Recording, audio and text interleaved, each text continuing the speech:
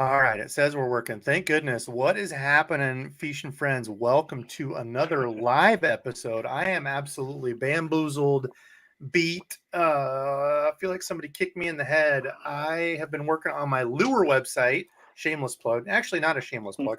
I'm damn proud of the stuff that I do. Been working on my lure website since like 3 o'clock ish, taking pictures, getting stuff uploaded.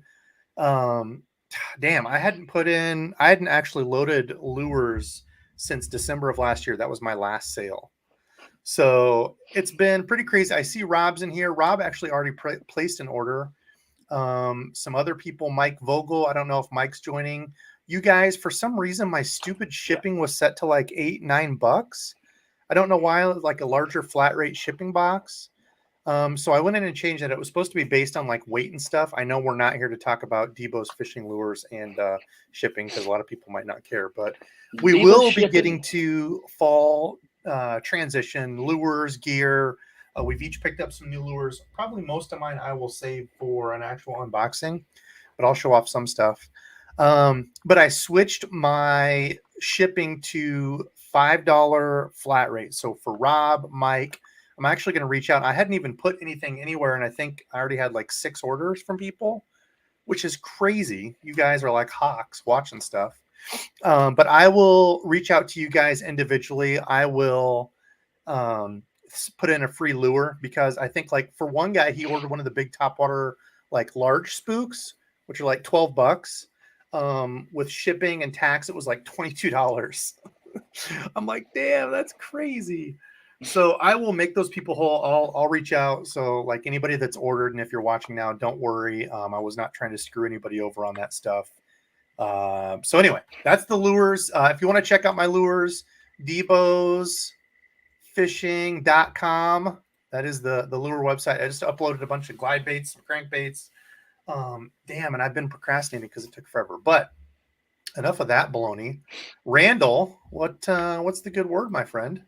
Not much. I sent you a text the other day, and I was, everybody, just like, well, not everybody, but a lot of the U.S. is going through drought, dryness, all the whole nine, and on location, obviously, right now. And one of the lakes that I go to, I was like, I haven't been there. This is the first year I've ever been there, really, but there were spots that, like, you could tell it had been dry for a while, like Yeah. dry, Dude, it's everywhere. I actually went to a lake today. I took the old aluminum kayak out, went to a lake that I haven't been to for a couple years, and it was so freaking low. Like I didn't even think after I launched, there was so much grass in it. It was only about 3 feet deep, and I didn't even think I was going to be able to get to like the main lake part. My little trolling motor was like,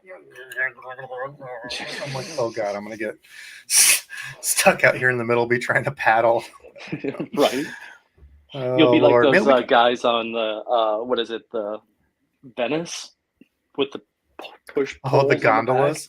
Or like, yeah, they do that in Louisiana, like with the push poles. They do that in like the swamp. I had my oars, so I'd have been okay, but I was just like, I really wanted to fish today. I hope I don't get stuck. Man, we got a whole crew in here. We got, let's see, Gators Adventures, Jim Tackle Junkie over there. Jim, I about pooped my pants when you said that Zillion gives the Metanium a run for the money. I was like, oh yes, come to the dark side, my friend. Rob Harrison. Rob, like I said, I will make you whole on that. I am sorry, dude. That shipping was $9. I don't know what the hell happened. Fish in the Southeast, Creek and Trails in here. Of course, all my members.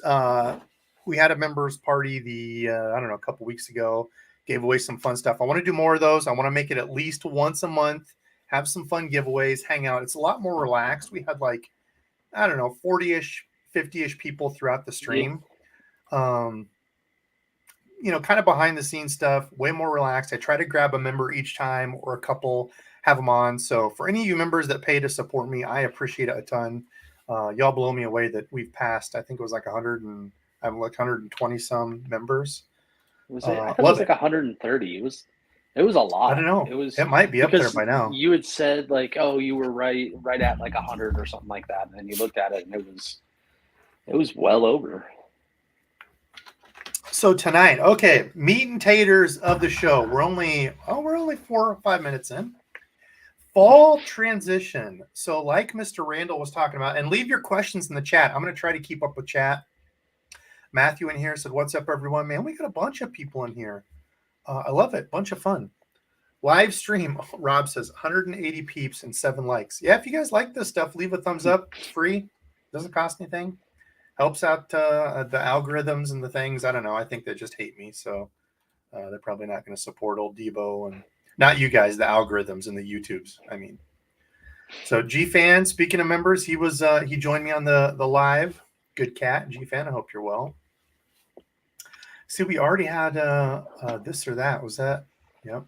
Fish in the Southeast. Square bill or flat side in the fall transition? You know, honestly, I've kind of got away from, I shouldn't even say got away from. I really don't throw flat sides in the fall.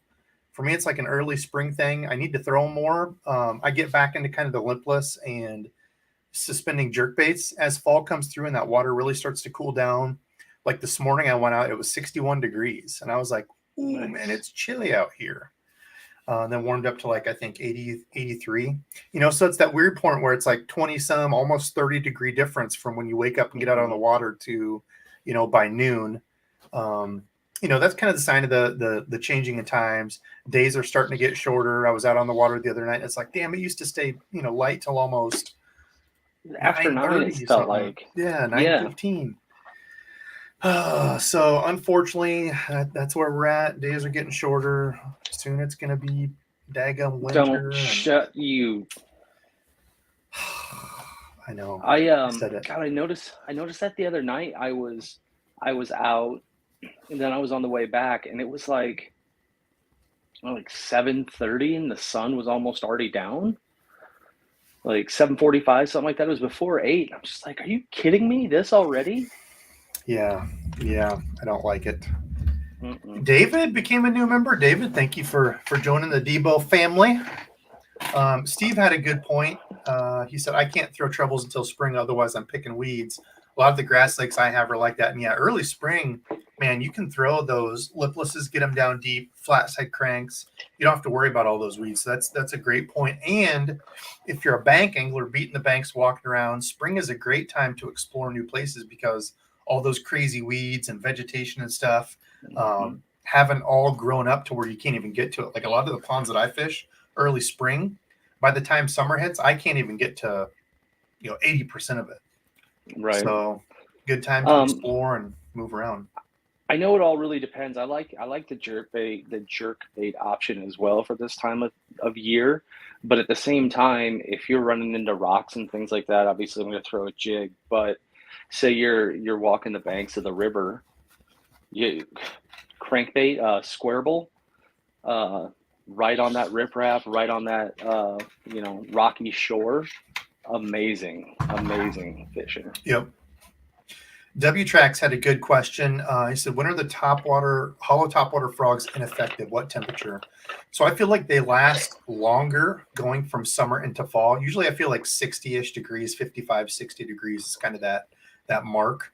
I feel like I can get them to bite longer on a frog or a topwater going from summer into fall when it's cooling down the water. And I'm not talking air temperature. I'm talking water temps. Because it might be like, it was 61 today when I got out. Water temps were like 79. So water temp is what I'm looking at, not air. Now in the spring, and I know a lot of people like down south or I guess other places, really south is what I'm talking about. But we'll pick up that frog sooner, like 50 degrees and start throwing it. But for me, I feel like 55-ish, 60 degrees. Usually I plan on the beginning of June is when frogs are going to start working as kind of a rough rule of rough number. Yeah. And then through the end of September is kind of like frogs for me. Once we get kind of through the end of September into October, a lot of the grass and stuff have died off. Fish aren't up in that vegetation as much. Not that you can't throw them, but you have a much better hookup ratio on topwater walking bait. For example, like the Heckler here. This is one that I just had luck on, and fish were already schooling. That's actually been like 2 weeks ago now. I shared that video.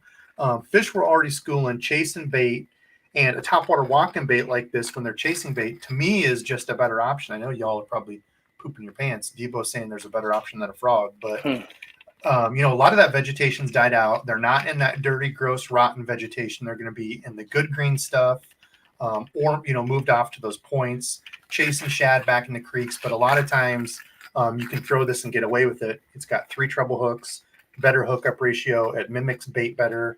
So not to say that you can't throw a frog, but that's kind of when I switch and why I switch. If I lived in the South and had vegetation and it was warm and I could throw a frog all year, I sure as hell would. But up here, I think there's just better kind of choices. Let me ask you then, Deba. Yeah, John. John, I wish I lived with you, brother. Jeez. If you were to not be throwing a frog, would you have a braided combo with you outside of a spinning rod? For topwater or just period? In general, yeah. Because like traditionally for me, if it's getting cooler and I'm not going to be throwing particularly a frog, I'm probably not going to take anything with braid on it. So it depends. Like fishing from the bank, I don't think it's as big of a deal because I'm not usually casting as far, but one huge benefit to going braid, and I like braid to a leader. I'm personally not a guy that likes to fish straight braid on like topwater walking baits or poppers or like whopper ploppers. That's just me. If you've got a soft enough rod, you're okay. But I like going braid to some sort of like shock mono leader where you've got just a little bit of shock in it, just a little bit of stretch in it. But if I take like one of these big, even this one, I think this is like just over half an ounce. I don't know. It doesn't say on here, but if you bomb one of these out, the problem with the big, huge topwater walking bait, if you're chasing schooling fish or you make a big, huge long cast on braid, you can cast a lot longer, which is great.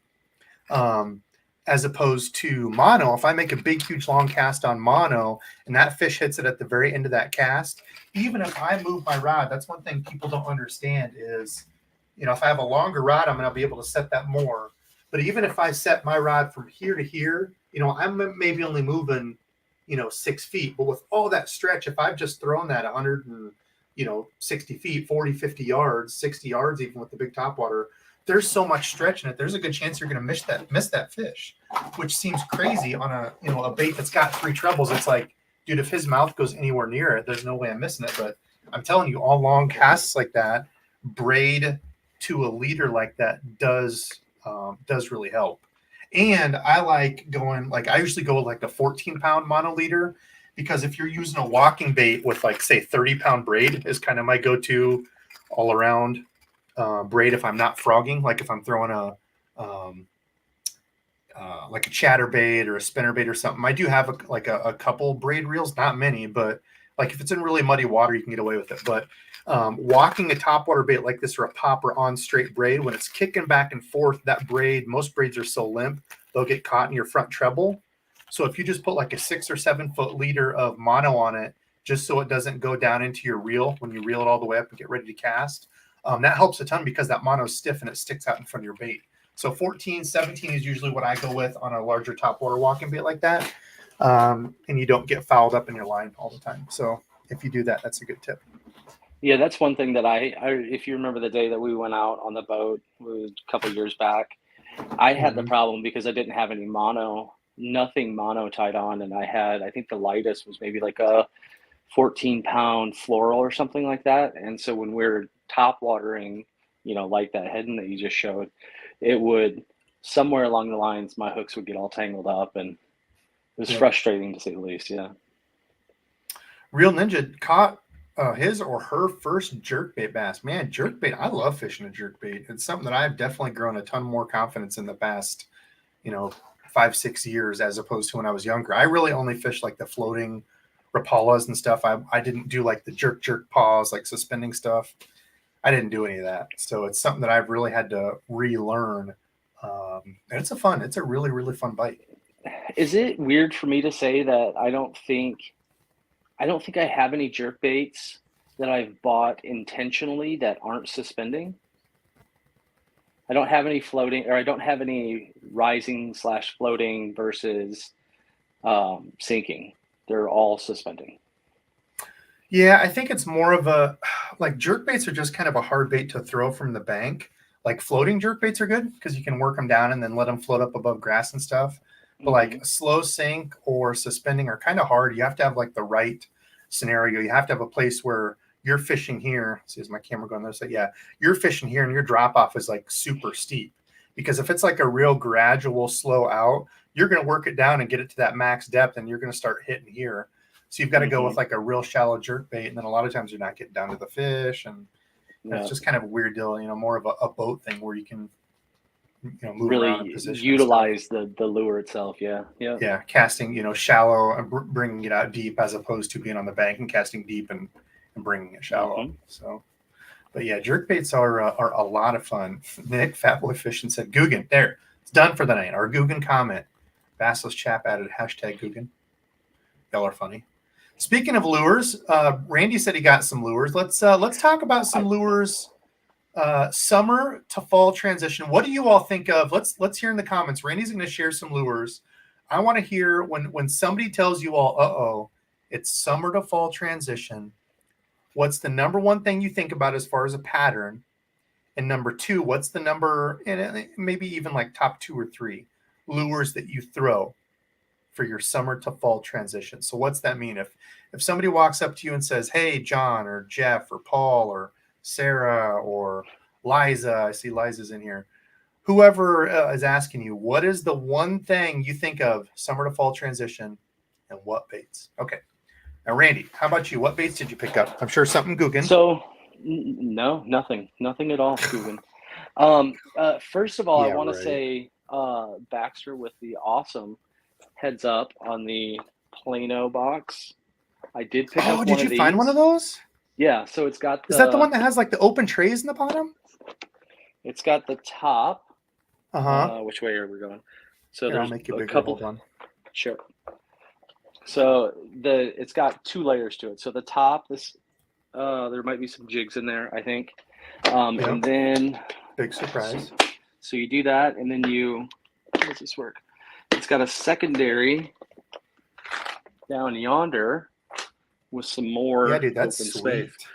Is that one in the middle on the far right? Does that middle one come out so it can be one big one? This one, this divider comes out. Yeah. Oh, dude, I want one of those. Dude, that tackle shop must be sweet that you have there. I can pick you one up. You should buy me one. Yeah, I'll pay you back. This size? Yeah, sure. I think this is I don't know what size this is. This is the other one. So I just have my little, what is it, Samurai something or other small bag that I've been using pretty much. Oh, yeah. I have to ask real quick. Anybody in chat, did somebody send me a bag on Amazon? Was that from one of you subscribed Fishing Friends, or was that just a random company sent that? I got a little bank backpack. I'll have to do a review on it. If nobody comes forward, I might give it away, because if the company just sent it to me to review, I feel bad like keeping it. I've already kind of got that one that I bought, so I don't know. Anyway, I'm sorry to jump in on you. No problem. So I've been using that little bag, and I felt like, so I had chatterbaits, swim baits, like underspins in one box, and another box had jigs and swim jigs, and I just had too many boxes. So I picked up this one bigger box. Granted, it is a little bit bigger, but as you saw, there's plenty of room in there for a ton more lures. Dude, I love those. As far as like a bank angler where you can have a bunch of little lures on top like that, the problem I run into bank fishing is when I start trying to put things like spinner baits, and really it's like spinner baits and a lot of the terminal stuff. I like having those big compartments, but I don't want to have to carry a bunch of boxes. So that thing's I actually like that a lot. And I did, you did see that there was 2 bigger jointed baits in there too. Those both like 1/2 ounce, 3/4 ounce, swimming baits. So that's definitely some bigger storage there. So the other thing, I got some storage or some line, some Invisx, and I actually want to share these. I was super jacked about these when I saw them, because I was, just looking, as I always do, through the jigs and things like that. And I happened to come across a pack of War Eagles. I don't know as if I've ever seen this color before. This is, it's 3/8 ounce, but this is like a black and blue with some chartreusey yellow in there. I think and then some purple too. Bring that up on the old warehouse tackles here. It says it's a black, blue, It literally says it's a black, blue, purple chartreuse. That's what the color is, I guess. They get real inventive with their names. Yeah, they really hit that one on the nose. But yeah, I had to pick up those. Obviously, that's one thing that I'm going to continue to throw. I literally throw it all season long. Never stop. Black, blue, perp, sharp. Yeah. That's what it's called. Am I sharing? Yeah. Dude, that color is sick though. Yeah, I think I have one of those. Now that you say that, dude, that color's awesome.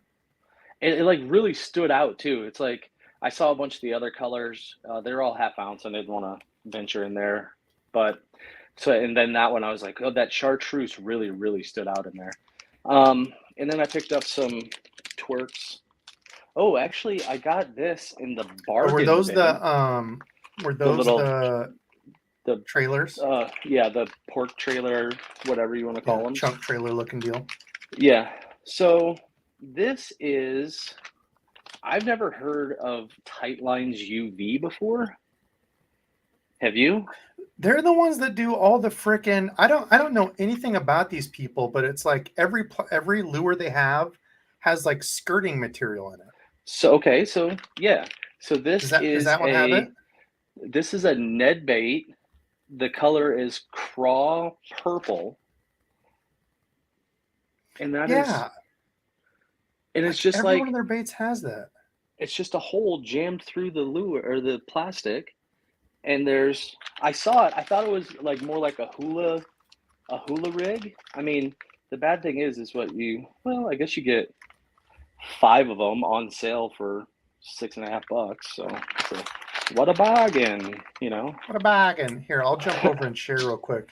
Yeah, I've seen like new stuff come up. That's like, that's their gig. Their gig is like every plastic they do has like silicone skirting in it. I have no idea who they are or... It felt like it was pretty secure too, like securely stuck in there. But it doesn't look like they do their own lures. It looks like a lot of like homemade type lure stuff. You know, I don't think these are like, you know, original designs or anything. It looks like, you know, like a regular stick bait or a regular, you know, beaver. Yeah. So I don't know. I don't know if this is like a small company making these, like a guy making these out of his garage. These are actually pretty sick. The grub with the skirt trailer. Yeah, it's all just kind of interesting. Like the way it looked, I was just like, again, caught my eye, thought I'd grab it. I got like 3 more things to share real quick. The other is I picked up this skirt. It's not what you think. A kilt? Like a kilt? No. Oh. It's just, and actually I didn't realize this was a 2-pack, so that's pretty cool.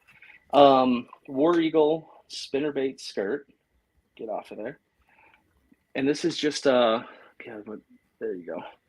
It's like a white. It's got some black purpley in there. Just a 2-pack of skirts because again they kind of those Terminator. What brand do you think they are? Terminator is what I guess. Oh, War Eagle, good call. Come on now. But yeah, I really like the color. It's like purple, and then all of the white is more of a pearl color than anything else. Like because it's got that pinky, purpley, whatever color to it, you know. 2 more things. This really isn't gonna be, I think, that big of a. Bassin with Eddie asked, was that two-sided Plano thing? Was that a 3700? It's the big one. I think it is a 3700. I would guess so. We can go look. Fairly certain, yeah. And again, I don't think that this is going to be really big moving into the fall transition, but the good old reaction innovation with the little club mace tail. Yeah, so when Baxter was on, we were talking about those, the wine. Flirt. Yep. And these are 8.25 inches, and that's normally not something that I'd really pick up. What color did you get? This is Magic Morning, which almost like a morning dawn. This is almost really kind of borderline. Can't really tell, but you're getting almost tequila sunrisey in half of it.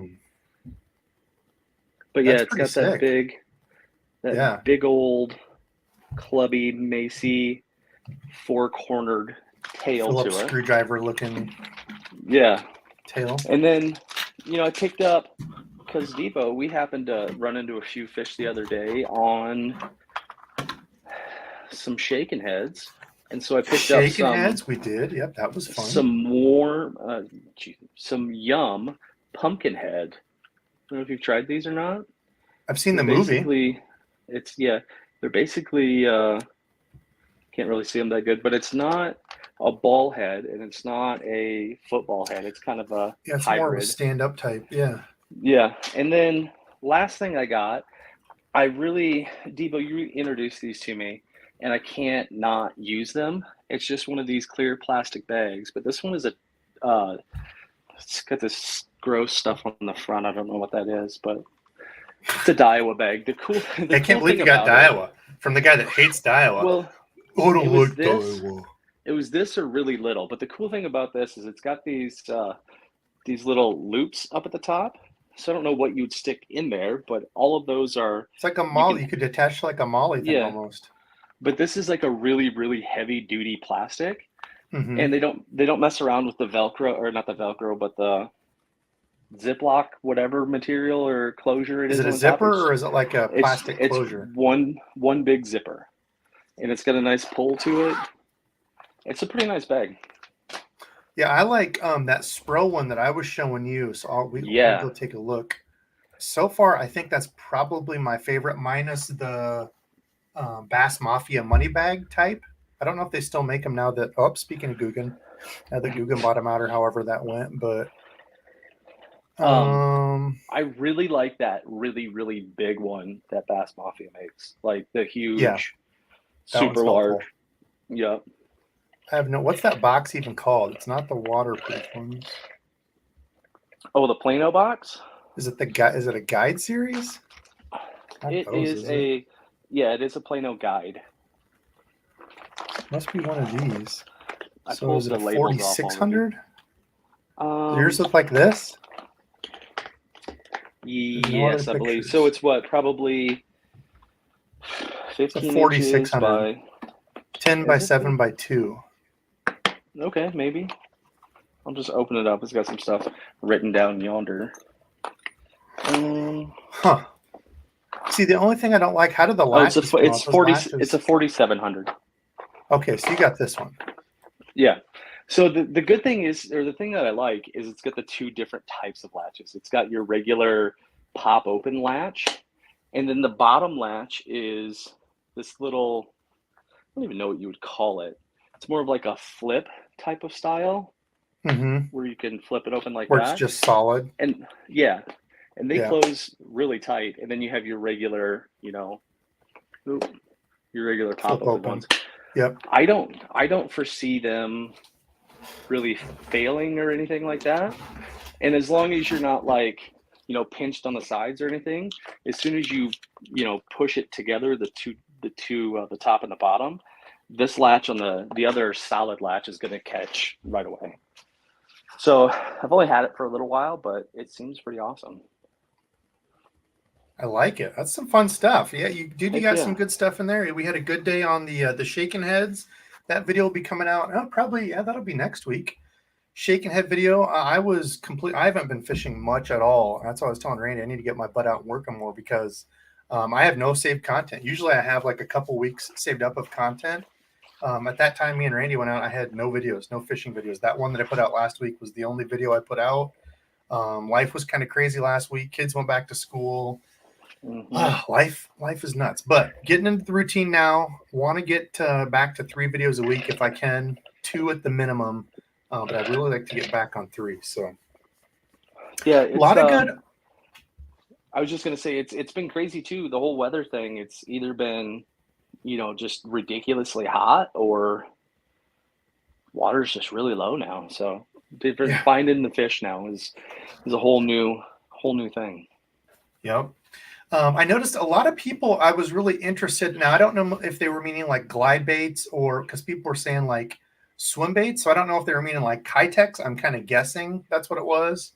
Like a 3.5, 4-inch Kitex, something like that is a great lure going from summer to fall transition. Fish, usually bait fish is kind of the deal. They'll kind of kick off and start running on bait fish, shad, If you live in lakes that don't have that, look for them to come up a little bit shallower. You know, if you're fishing like a big pond that has no shad or anything like that, look for them to start moving, eating those bluegill, and they'll still eat crawls. I mean, Randy kicks my butt throughout the year, and I think that's some people kind of forget that oh, it's fall transition. You know, go on the backs of these creeks. You know, primary, secondary points, and these shallow creeks. Find the bait. They'll still be eating crawfish. I mean, there's still going to be those shallow fish that live there all year, you know, on rocks or, you know, around shallow wood and stuff. Yeah, and especially if it gets, you know, starts to get colder quicker, and then you get a warm day, they're gonna gravitate to those rocks to try to stay a little bit warmer. And Yep, warm up. there you go. Yeah. Yep. So let's see. So I saw a lot of that. I saw a lot of crankbaits, which I completely agree with. You know, mimicking those bait fish or those fish kind of moving, looking to eat more, looking to bulk up. Cranks are awesome, like we were saying before. A lot of that vegetation will start to die off. Not all of it, and it kind of depends on what stuff you have and how bad your lake is. But a lot of places that's going to start to die off when it's not those super crazy hot temperatures where a lot of that, you know, algae blooms and that scummy type stuff that'll slowly start going away. So you can throw those. Let's see what else. Those were kind of the big ones I noticed. Oh, and topwater walking baits are a popper, which I completely agree with. You know, as the temperature's starting to cool down, you're starting to see fish running, fish popping. Look for that stuff, and if you see it, throw to it. I don't know if Jermaine's in here, but Maine, he used to be mainstream fishing. He showed a video where he was out fishing and saw fish chasing bluegill shallow, had a frog on, cast it over to it, boom, caught the fish. So that's just paying attention to your surroundings. So if you see that, you're out fishing, you see them starting to skitter, pop. And I'm not talking about like the one big jumps. Like if you're ever out and you see just one big fish jump, don't get tricked by it. It's not going to be a bass. Usually 9 times out of 10, probably a carp. Yep. Especially in the warmer, you know, summer months or a river otter. But when you see bass pushing bait, usually you're going to see the bait before you ever see the bass. Mm-hmm. So you'll see little tiny fish jumping and flitting and running. Then you'll start to see boils. They will breach. You will see breaching fish, but you know, a big, huge like whale coming out of the water is usually not ever a bass doing that. And you know, another good thing to be kind of on the lookout for, Debo, last time we went out, you actually pointed this out. The birds. The birds will start to kind of hover over that bait fish also and start dive bombing those. And then usually if there's birds, it kind of scares the predatory fish away because they don't want to, you know, get murked or anything. So, but that's something you can kind of watch for also. Yeah, that's a great point. An MLF, it was one where I think that was one where Wesley Strader absolutely kicked butt. But that's what he was talking about. He was running. He's like, dude, I saw a bunch of birds over there. So he's like, well, I'm going to stop and try this real quick. And he just hammered them there. I think it was Wes Strader on that one. But yeah, watch for the birds. I mean, if the birds are over in a spot, you notice a little cove and there's just a bunch of birds over there, you know, either bombing or you see a bunch of those like around here. We have like the blue herons or those egret looking deals over there eating a bunch of bait. Go check it out. Go look. What else? I'm trying to get caught up on comments. We're at 8:04 and what time is it? 8:12. So I'm not that far behind. I did see this or that in there somewhere. Jig Squad in the house. Cuda, what's up? Gramps, I saw you got on some fish the other day. I love it, my friend. So Gramps said small swim baits on a ball head jig. Yep. So you like your Kitex 3.5, 3 to 4 inch. Chatterbait Mini Max. Actually, that's one I've only thrown once. I do want to try that one more. Small jerk baits, I completely agree with. Suspending is the big key for me. And lipless, absolutely. Hopefully my stuff doesn't go out. We're getting a storm here. We've got a thunderstorm rolling through. I can hear it crackling and stuff out there. But let's see. Has a new purse. Fish. I don't know what that was about. Real you cute. Purse, about Randall? the Daiwa bag. Oh, your Merce. Daiwa Merce. Congrats, Dizzle. What time were you at, did you say? Nick, Fatboy Fishing said jackhammer and free rig are just myths. They don't exist and they don't catch fish. So at 8:08, fishing the southeast ahead of this or that, rattle trap or the Sixth Sense Quake, I believe. I'm not 100% sure. I'm biased. I love the old Bill Lewis rattle traps, and I haven't thrown. I think I've only thrown a couple 6 cents, so I'm not the guy to ask for their lipless. I love the rattle traps. They're one of my all-time favorites. I've preached it before, but if you want a good bait where you don't have to change out a bunch of the stuff that comes in a bunch of good colors, go with the standard Bill Lewis rattle trap for banging off rocks, fishing shallow. Or if you want to save a few bucks, and if Walmart still has them, I haven't been in Walmart for I don't know how long. Go with the Cotton Cordell Super Spot, 1/2 ounce. Throw it around. They're like $1.99. Just change the hooks because the hooks are poopy on them. But that's it. So that's all I have to say about that. Hang the lures on that. Oh, Paul, good point. Hang the lures on the outside of the bag to dry them before you put them away in that Iowa bag, Randy. You could use those little things. Oh, yeah. Yeah. It's a good call. Oh, yeah, my never, God. ever want to put wet lures away in, like, not as much these, but like one of these. I don't have a small one. Oh, I do have a small one. One of these airtight or watertight boxes. You don't ever want to put wet hooks, like wet treble hooks, away in here. Because just as much as it keeps water out, it'll keep that water in, and you will rust up a box. So always dry off your lures before you put them in here. What were you going to say? I was going to say, speaking of treble hooks, I went out, was it yesterday, I think, and I fished for a little while. It got real hot out, like real disgusting hot out here. But anyway, I ran across, well, I didn't run across the individual, but I ran across somebody that was nice enough to leave about 487,000 yards of line strewn across the bank in between the vegetation on the shore and the rocks. So as you're trying to, maneuver around, and for some reason, I don't know if somebody spilt their tackle box or their terminal tackle or what, but there was like pretty decent sized treble hooks just laying all over the ground. I was just hoping and praying that they were tied onto some of that line or tangled up in it, and I could like kick it and it would stick in my leg or something like that. But unfortunately, it never happened. Bummer, I know. But yeah, and they weren't like dirty. They weren't broken. The points weren't rolled over. I have no idea. Somebody had to have spilled their tackle and just missed some. A lot of them, I guess. I don't know. That's weird. Tree Pounder asked if we've tried the Hellraiser. I have not. I don't even think they're for sale yet, are they? That's the new Z-Man, that weird topwater looking thing. I think they'd be great for pike. I love pike fishing. Pike topwater, that would be fun. As far as bass, I don't know. I'm kind of skeptical, but who knows? It might work. I was really skeptical of a whopper plopper for a long time. I never bought one. And then when I did, I was like, I'm an idiot. I like these a lot. Yeah. What else? Let's see. It just got ridiculously hot here. No rain. Creek and Trail said, yeah, we finally are getting some rain. It's everything is just so low, man. It's weird. All the lakes and stuff that I used to fish, like, I love power fishing, bank, beating the banks, even in a boat, like, fine wood, pitched wood, shallow stuff. And all those places that I used to fish on these lakes that I've fished for so long is like down. I mean, one of the lakes that I went to was probably 3 foot low still. And we've had rain. I don't know. It's weird. It's weird. Yeah. I know. God, I read this article, like a news article popped up or notification on my phone, and I just happened to look at it. And somebody like 2 hours to the west of where I'm at right now, I guess, opened up a farmer's like levee gates or something like that. And it was releasing a ridiculous amount of like square footage of water through their like stored up levee.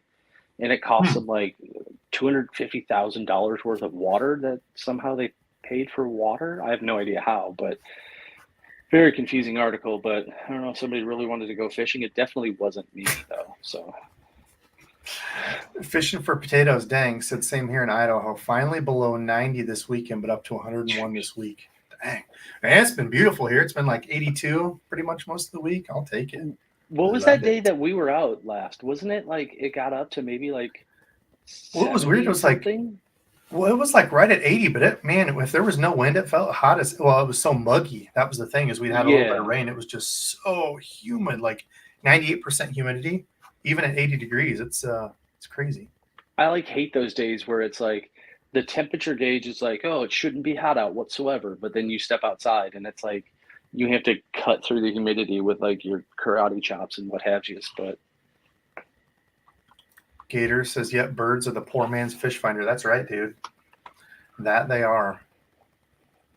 People talking about birds and stuff coming after their lures. Randy had an owl try to take his frog once. That's pretty crazy.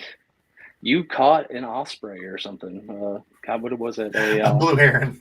I cast it out and didn't see it there, and it took off and had its legs on my line. Thank gosh it came free, because I was like, oh my God, this is going to be horrible trying to get this stupid blue heron off the line. I would have watched and watched and watched. That would have been amazing. Oh, Lord, no. Oh, G-Fan, I was actually going to hit you up. So I made a purchase. Speaking of the members only lives, I gave away a Diazillion. Jim and I, Tackle Junkie and I, have joked about it for so long, giving away a Metanium for my 100 member giveaway. Since we finally reached it, was going to give away a Metanium, but the winner chose a Zillion. So I found one. The price of the yen is way down, so you can get JDM stuff quite a bit cheaper. But G-Fan, I was going to tell you, when I got the reel, I may have picked up some lures too. So I'll have a Tackle Warehouse / Omnia / JDM unboxing next week. Just kind of a conglomeration of things. Punch in the house. What's up, Punch? Happy Saturday, boys. Happy Saturday, my friend. I bet you're out camping. Beautiful time right now to camp. This is like pristine camping weather. You wake up, it's like 60, 65, nice and cool. Heck yeah. Lipless always, yeah. If I had to pick that, I'll have to do a video of that coming up. My favorite summer to fall transition lurie things to start switching over to. I know everybody does that. Everybody does, like, it's so weird because it used to be people would do the top lures for like spring, summer, fall, and I thought it really helped people. I got a ton of really good feedback from folks, who didn't really know what to throw or were just looking for ideas. But now, like, all the pros and stuff, you see all these channels doing like every month, like my favorite lures for this month, my favorite lure, and like it's hard to keep up. I can't. But just kind of like generic videos like that, like what do I throw in the fall, I think help people, especially from a bank angler perspective. I know I have a lot of bank anglers that watch, and bank angling content is pretty lackluster out there. Like there's not a lot of people that give, in my opinion, like helpful information. There's a lot of just like fishing stuff or people like doing like crazy challenges and stuff. But like, just, hey, if you're a bank angler and you need some help, here's some things. I don't know. I feel like it's kind of lacking. Yep. So I like to cater to the bank anglers because I feel like they don't get much love. 100%. Yeah, I know there's a lot of times, Debo, and it's just our interactions, fishing from the shore and fishing from the bank, just like not even you like sitting down and teaching me how to do X, Y, or Z, but just like watching you do something and then, just kind of asking or, picking your brain just a little bit. I mean, you have a really large, I guess, bank of information that somehow you got into your head. I don't know how, but dude, and mine's not even. But see, everybody has their own things. Like when it comes to jig fishing, those days where you're just kicking my butt, I'm picking your brain. Like, right. And it's usually 9 times out of 10, it's like you're fishing too fast, Debo. Slow down, yeah. Debo. How often I hear that? Slow down, Debo. Slow down, Debo.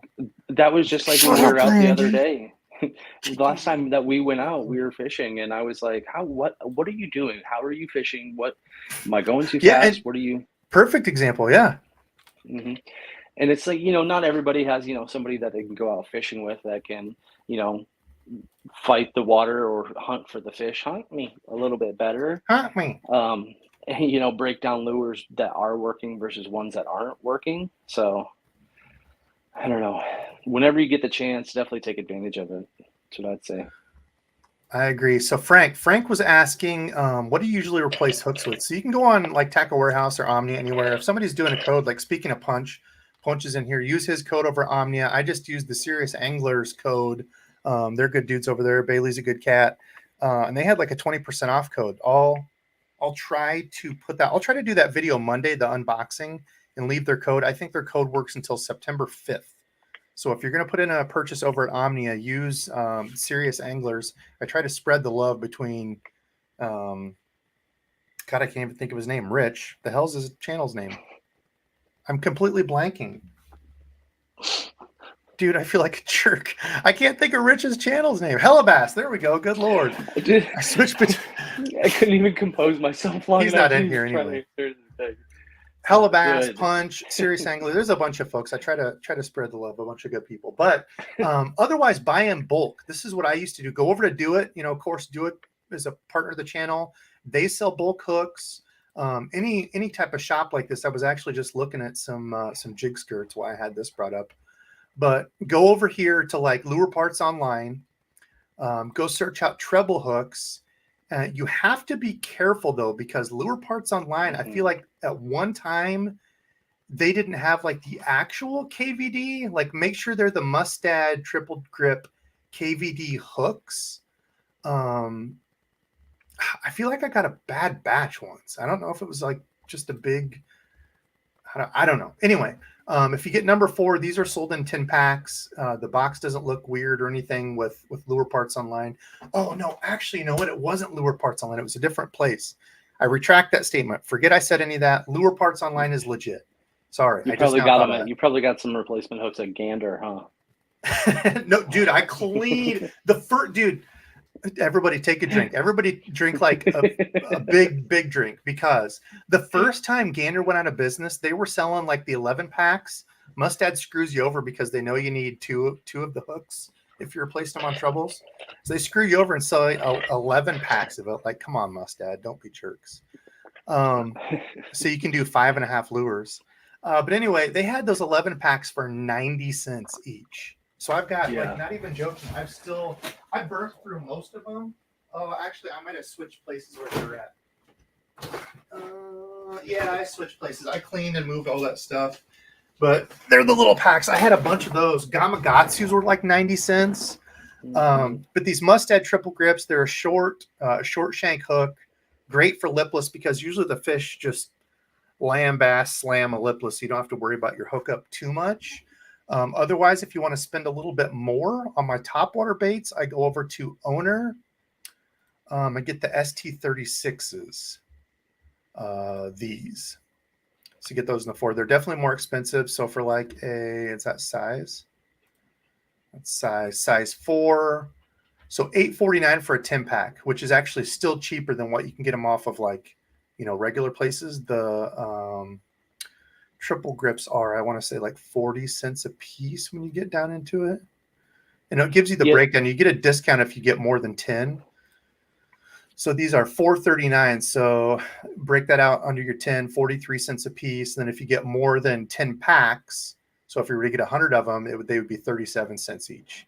So you get 10 packs for $3.73 each. But that's how it breaks down. Anyway, that's how I do it. You save a ton of money as opposed to buying the other stuff. So there's the other thing, Debo, that I would highly recommend is if you want to go back to Tackle Warehouse real quick and go to their tools and pull up one of the what's it called, the replacements. Yeah, split ring pliers. I mean, you can use really anything, but they work very well and they're very convenient. Dude, my dad always used his thumbnail. I don't know how he did it, because I was like a kid trying to do it, and I'm like, my fingers hurt. He's like, and they're so small. Yeah, they're so small too. You're not sharing, FYI.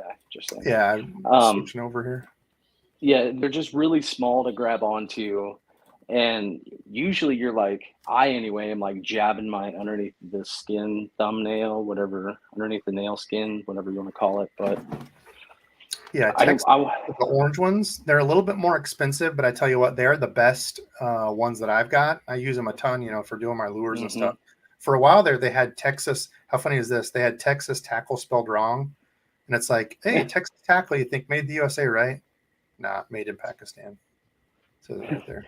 Kind of funny. I know, but, they are really, really good split ring pliers. I've got, and just to show you. Sorry if I have a Berkeley pair.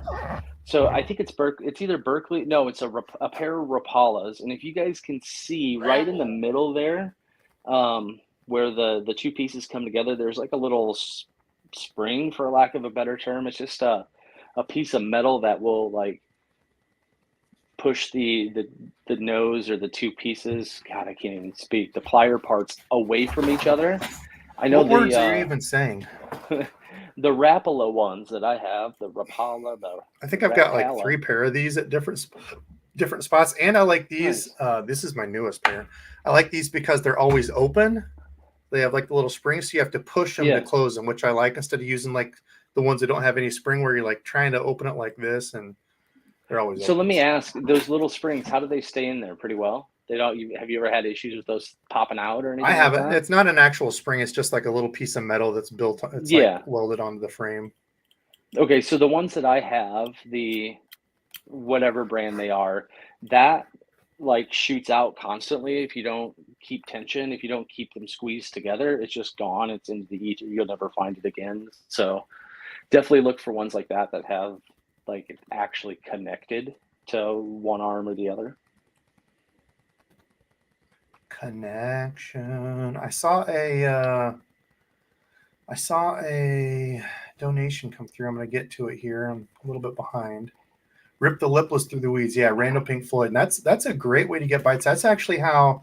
So Randy and I, speaking of, we're going to kind of spoil the show a little bit for next week's fishing show. But we were fishing shaky heads. The place we were fishing was full of grass. Like I was throwing moving baits. I'm like, yeah, this isn't. Even I think a chatterbait on one side. I'm like, yeah, this isn't working. Mm-hmm. Then I tried some topwater, got no bites. So instead of, I didn't have like a stick bait. Usually I'd throw a stick bait and just try to, slow fall. Oh, actually I did. I had a fluke. I threw the fluke for quite a while and got 0 bites, which was strange. Then I switched over to a shaky head. I'm like, well, I'm going to throw a real light shaky head. 1/8 ounce is what I went with. So that way it's not like banging clear through the grass. 1/8 ounce is pretty light, kind of sitting on top of it. And I was just popping out of those weeds. And Mr. Randall Pink Floyd is right. That's how I started getting my first bites. And then from there, it kind of tumbled into catching more fish, and you have to wait for the show. I'm going to build the suspense here, but yeah, shaky definitely. head, light shaky heads on the top of weeds. So yeah, W tracks. Yeah, thinking outside the box. Beetle spins are effective all year long. Beetle spins, like little inline spinners, rooster tail type things. Those little deals will catch, not necessarily for bass, I'm going to say, but they're one of those fun lures that just kind of catch everything. Especially like white bass and stuff when they start schooling. Dude, they're so much fun to catch, or like yellow bass. I think they're a lot of fun. I like it. Hey, I do got a question for you since we're talking about different or similar types. What do you think like an A rig, like a smaller sized down A rig would do? That's definitely a fall thing. I've thrown a big A rig a handful of times. I haven't caught a fish on one, so I'm not the guy to talk about. But yeah, I mean, in the fall, guys will get on those A rig bites. Bass Geek. We'll need to have Bass Geek on soon and have him. He's a big A rig guy. I had one. What is it? Live tackle. What is it? Live bait. Minnows? You're throwing minnows? No, it's the bait brand that is like super realistic looking. I had a rig type of bait from them. Oh, live target, that little bait ball. Yeah, live target. Yeah. Yep. I've caught one fish on that. And the one thing is just PSA, if you're, fishing a different type of lure like that, make sure to know what your regulations are in your state. For us, it's what, 2 hooks, two or 2 for us. Two for us. And the majority of A rigs come with at least 4 arms or something like that. So you gotta, figure things out as far as that goes. But still, just know what your regulations are before you start throwing baits. Yep, good point. Real Appalachian Angler said, hope you're doing well, Debo and Dizzle. Speaking of JDM, ever tried the OSP Blitz? I do have some of I think I've only got like 1 maybe that I got as a gift from somebody, or 2. The shallow diving one, if that's the one I'm thinking of, the OSP kind of rounded back. I have a few, but they're hard to find. Yeah, I don't. What is that? It's just a crankbait. OSP is the brand. It's a JDM type. I don't know if even. I bet the hookup tack would have them. Does Tackle Warehouse even carry OSP? As soon as you said OSP Blitz, I was like, get involved. Yeah, so like this one, but the tiny one, that honeycomb. So the cool thing about this is, I guess you could say stole from it or took from it, or but Do It is coming out with some blanks like this, and they have the honeycomb deal. They worked with whoever, I don't know who they have make their baits. But they do like the honeycomb deal on that. And I know that's a big thing with like a lot of the Japanese makers and stuff, apparently, from what I've been told. But I honestly don't get into a ton of the JDM stuff. I'm really just getting my feet wet, but I think I have 2 of these. Oh, there's a couple red craws if you're looking for them on here. You're This trying is like to be the sharing? 5-foot diver, 6-foot diver, right? Oh, crap. Thank you. Here we go. This is what I was talking about. They have a couple of the red ones there if you're looking for that. But yeah, I've got a couple of these shallow divers. This was the honeycomb plastic that I was talking about. It's molded inside it. It's supposed to make it stronger or whatever. But yeah, I've not thrown them much, so I'm not the guy to talk to on those. They look cool though. What do those run a piece? I want to say like 14. Is that right? 20. Dang, $20. 21. Jeez. They're expensive. Good thing I'm sitting down. I've heard that So thanks for the donation, man. Thanks for the $5 bomb. I appreciate you. I'll drink some Diet Coke Zero to that. Shake it. Diet Coke Zero. I'm sorry, Coke Zero. My bad. Coke Zero. And I do. I love Flat Pop. I know. This guy, I've seen Pop. this guy more times than not buy a brand new Coke Zero from the store and just start to shake it up. And I was like, what is he gonna do? Is he gonna did he just win the NASCAR race and he's gonna spray that all over everything? And no, lets it simmer down and then he drinks it like that. Love it. Love Flat Pop. Like just a tiny bit of carbonation, not flat, like almost there. Teetering on the edge of almost going to be flat. I've still just got a couple spurts of carbonation. Steve S., where do you find JDM for these discounts?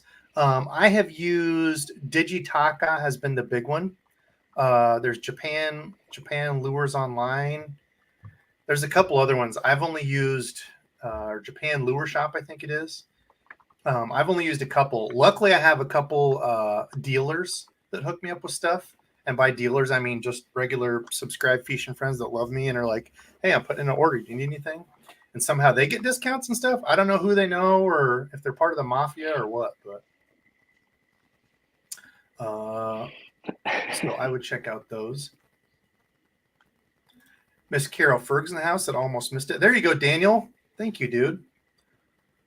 Punch's code, Hellabass's code, Serious Anglers is, I don't know what theirs is. Serious 20, I think is all it is.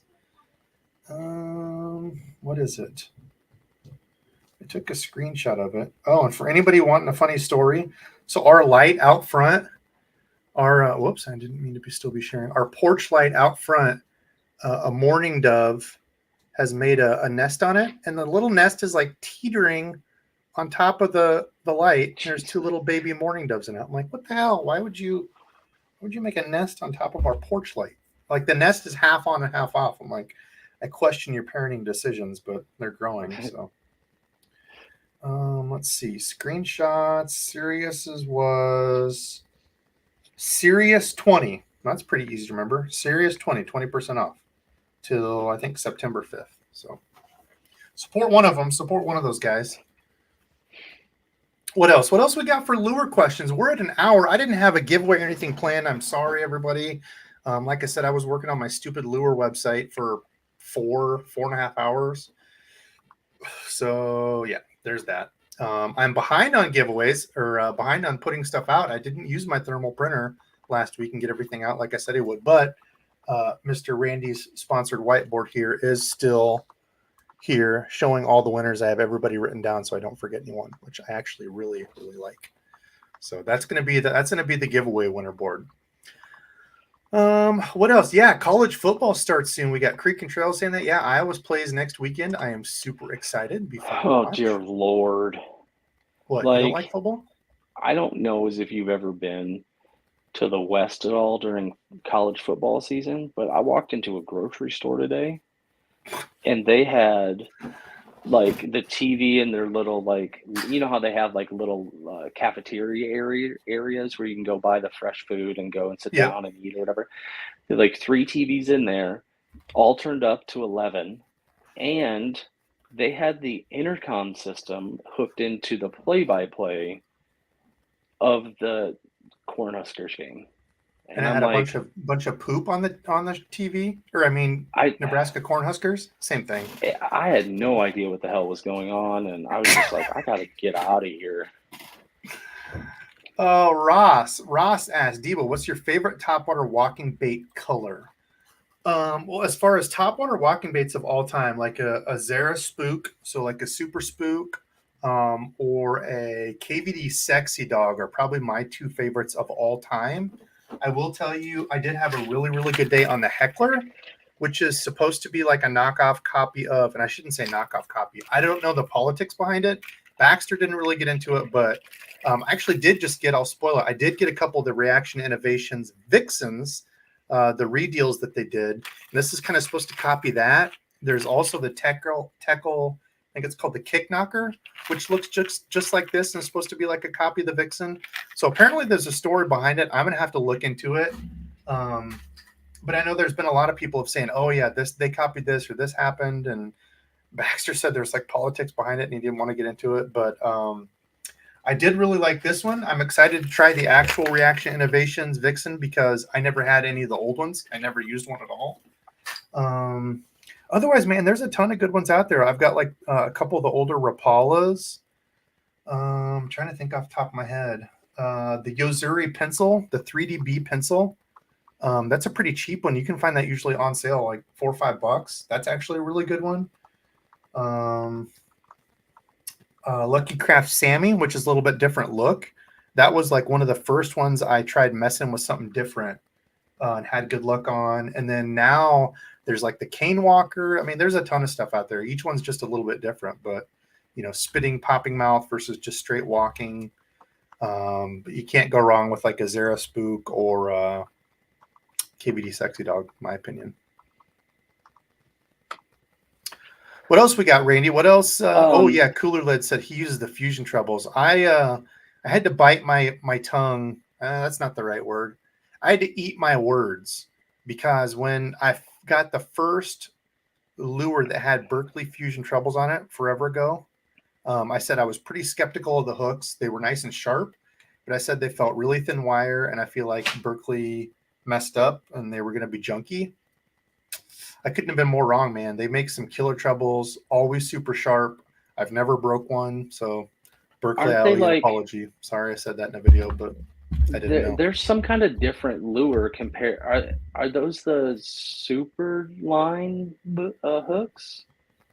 Yeah, I remember one time I was asking you what kind of trebles I should get, and you were like, "Oh, you don't get the blah blah blah ones because they're for Superline," or God, what was it? So Superline, like when you look into hooks, so like when you look at treble hooks, they'll usually be like a 1X, 2X, and it's just talking about like how thick the wire is. So if you're throwing something like in cover, in wood and stuff, like a square bill, I'll usually bump up to like a heavier wire. Like let's take for Stubby. So I'll take like, for example, the KVD triple grips. They're a short shank. You bump up to like a size 2, which is a bigger treble hook than the 4s, and it's a thicker wire. So it's basically like a 2X stronger treble. But you can get like 1Xs that are thinner, 2X. Like it just kind of depends. But I don't know where I was going with that. I kind of lost my train of thought. But yeah, it's okay. 838 Fishing Southeast has a this or that, which is pretty interesting. This or that, fish 10 times in 1 year.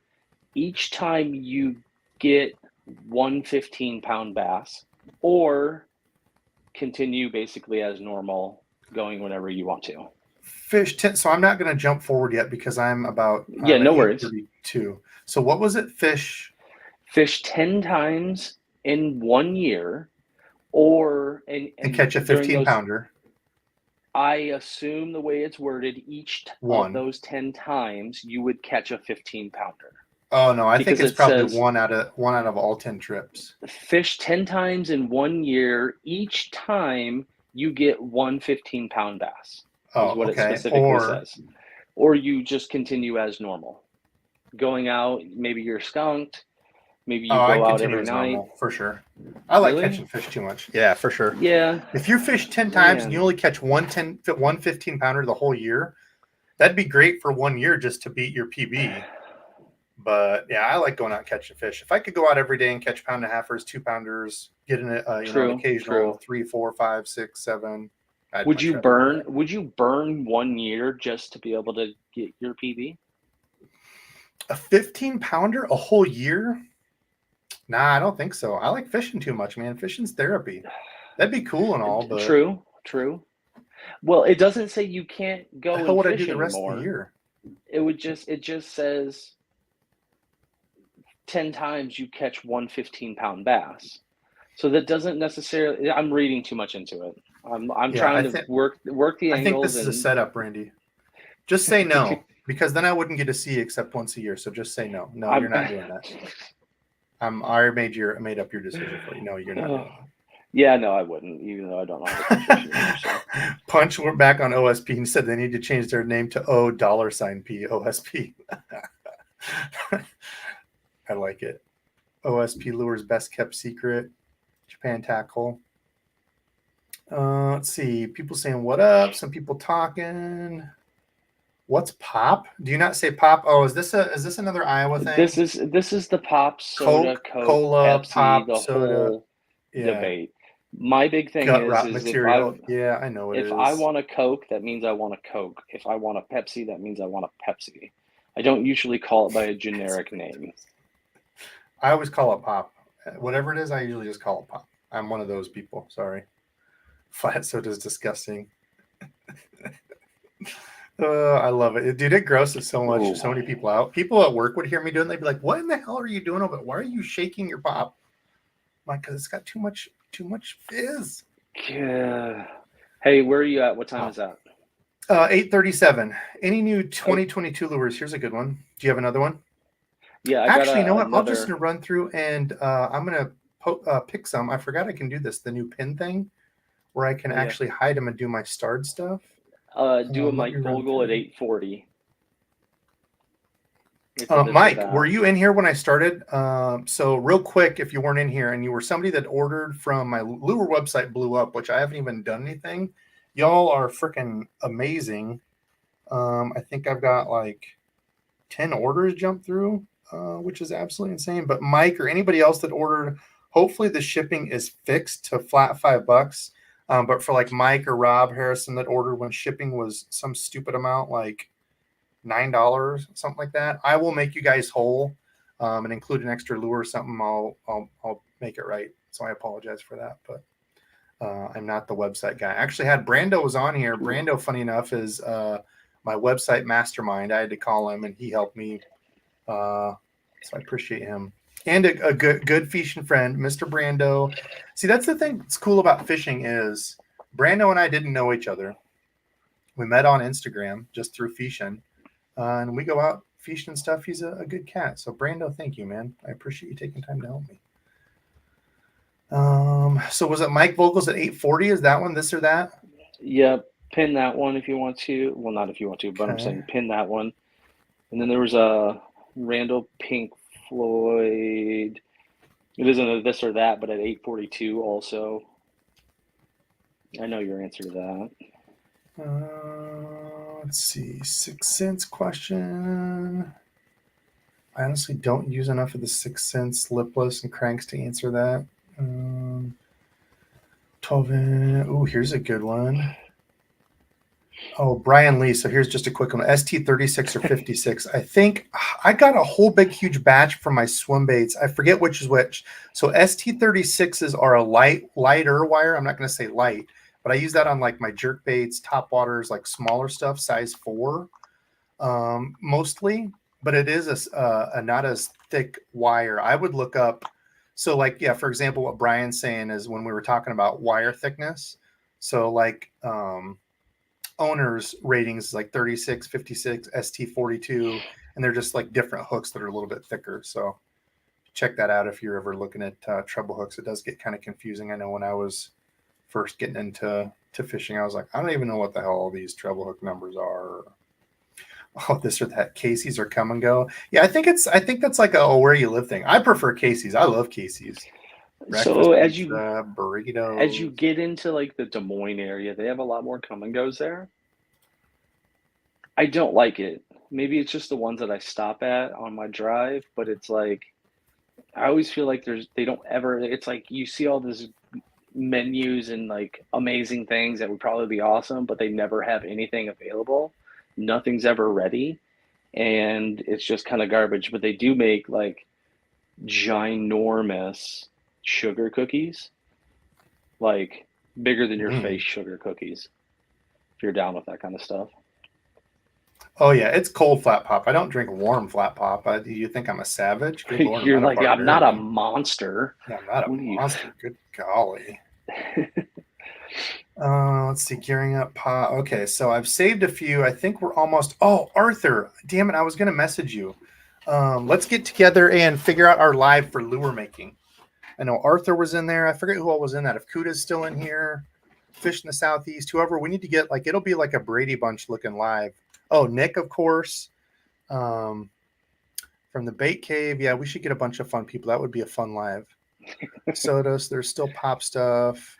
Fishing in the Southeast says he likes root beer. root beer.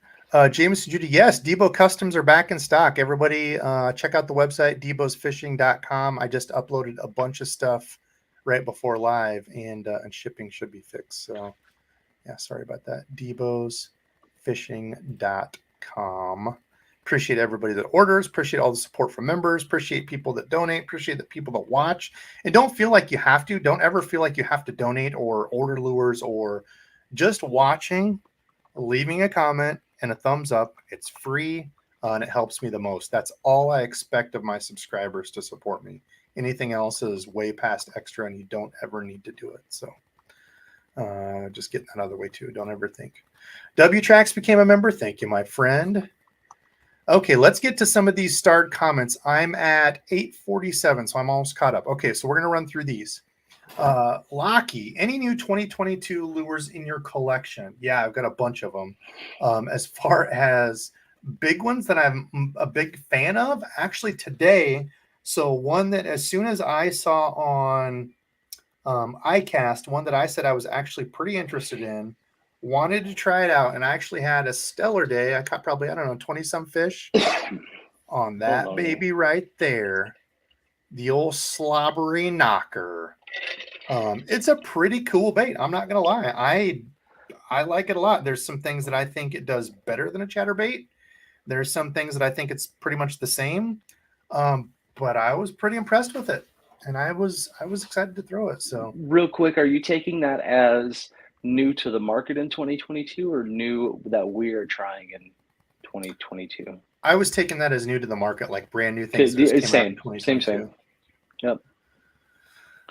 Do you have any? Do you have any that just came out that you're like, man, I really like this one. I finally got my hands on it.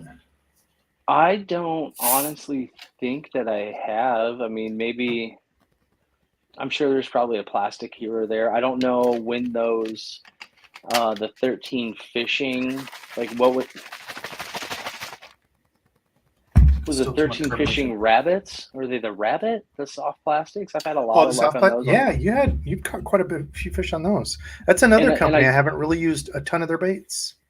Yeah, I've just started to see those this year, but you know, living in Iowa and going to those fishing stores the majority of the time, it's not out of the norm to be behind the curve. But so I would say new to us anyway. Those have been their crank is killer.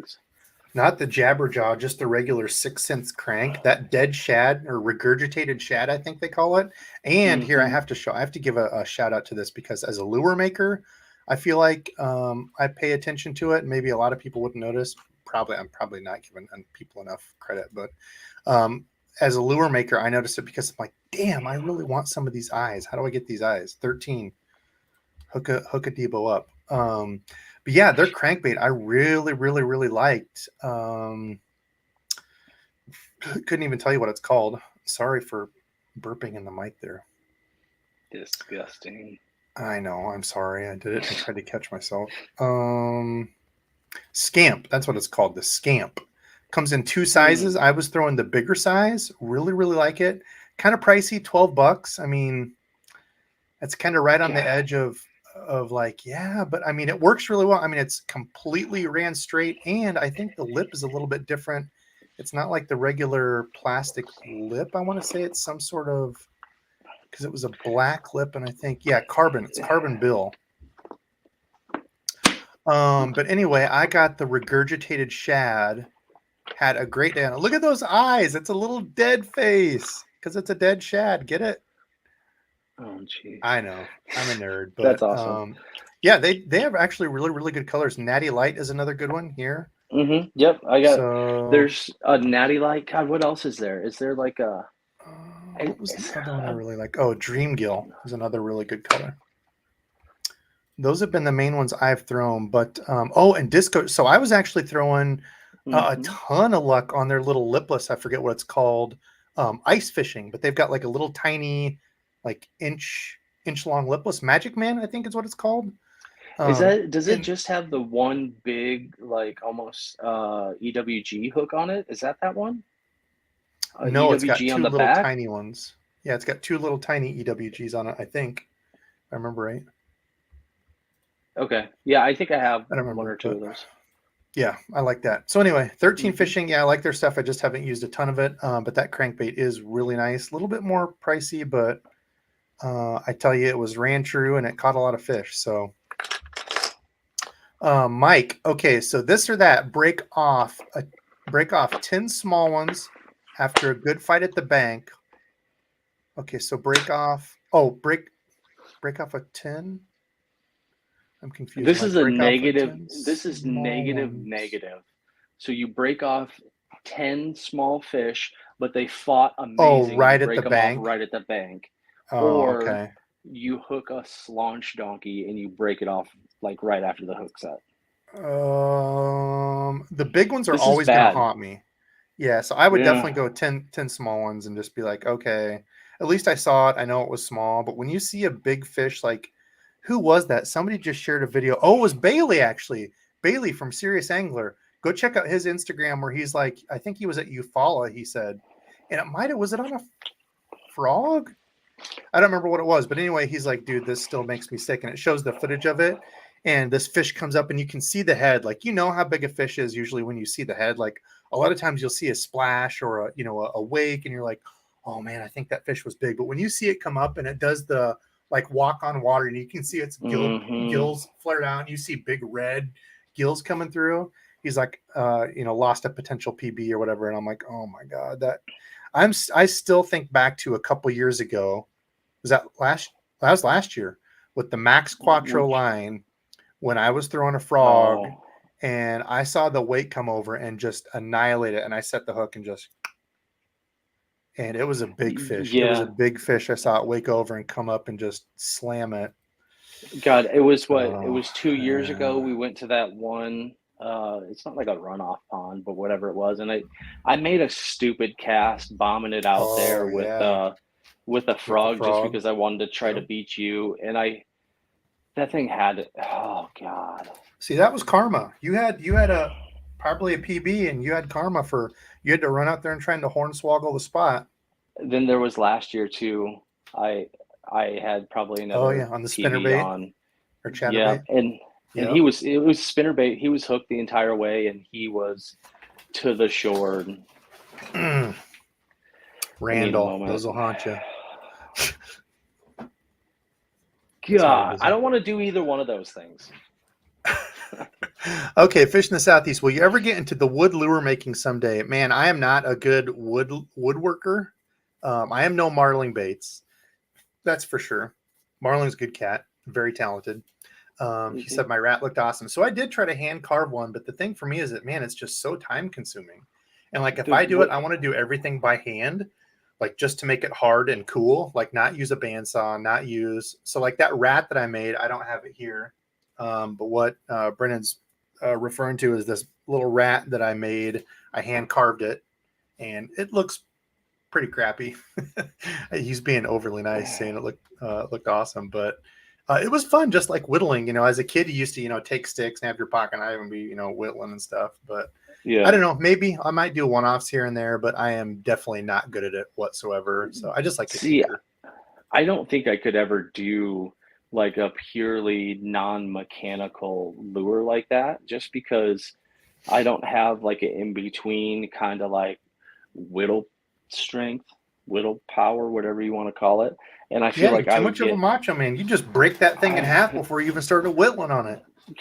I would feel like I would get too far into it, like Ready, however long crush. into it, and then like I'm like trying to really just get that last little bit and then just snap it in half and You're not real dainty. You're not real no, finesse in doing things. So, there's not a whole lot of finish to uh finishing and to that's not a my knock on you, dude. I'm not. abilities. I'm not knocking you or running you down. It's No, just, I've said it 100 times before. Like if I've dabbled in a little construction here or there, or like remodeling and things like that. I'm really good at putting up walls and like throwing in studs and things like I'm that. But really good at the demo work.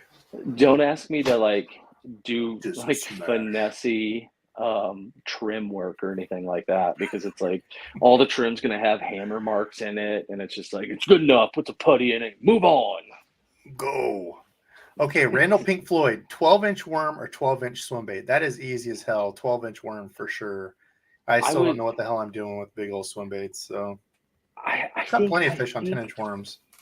God, what was it the other day we were out? I don't know. Was it? We didn't catch a whole lot that day, and I was throwing a buka. It was a bull shad, I think I was A throwing. little bullshit. Yep. Yeah, and I had something, and granted, that's not 12 inches or whatever the question was, but I had something swim up on it and hit it and didn't get hooks in it, but it blew up and I didn't know what to do. Like, do I set the hook? Do I just reel into it or what? But dude, I think that would be fun if we could for me anyway, if I could get into actually knowing what the hell I'm doing.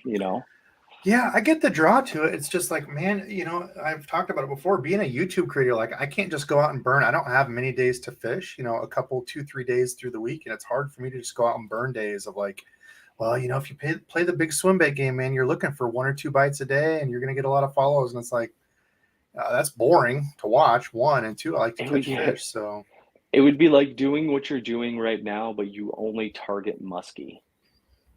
So you're just dude, that'd be throwing hard. That'd be hard as hell. huge Yeah, to be lures a, and you're just like, because muskie are not easy fish to catch whatsoever, especially, yeah. if you're going out every day looking Throw for them. bass They're, lures. they're That's what I hard. do. That's the only way I catch them. Yeah, Throw musky right. lures. Never caught one on a musky lure. Throw bass lures. I've caught, quite a few musky.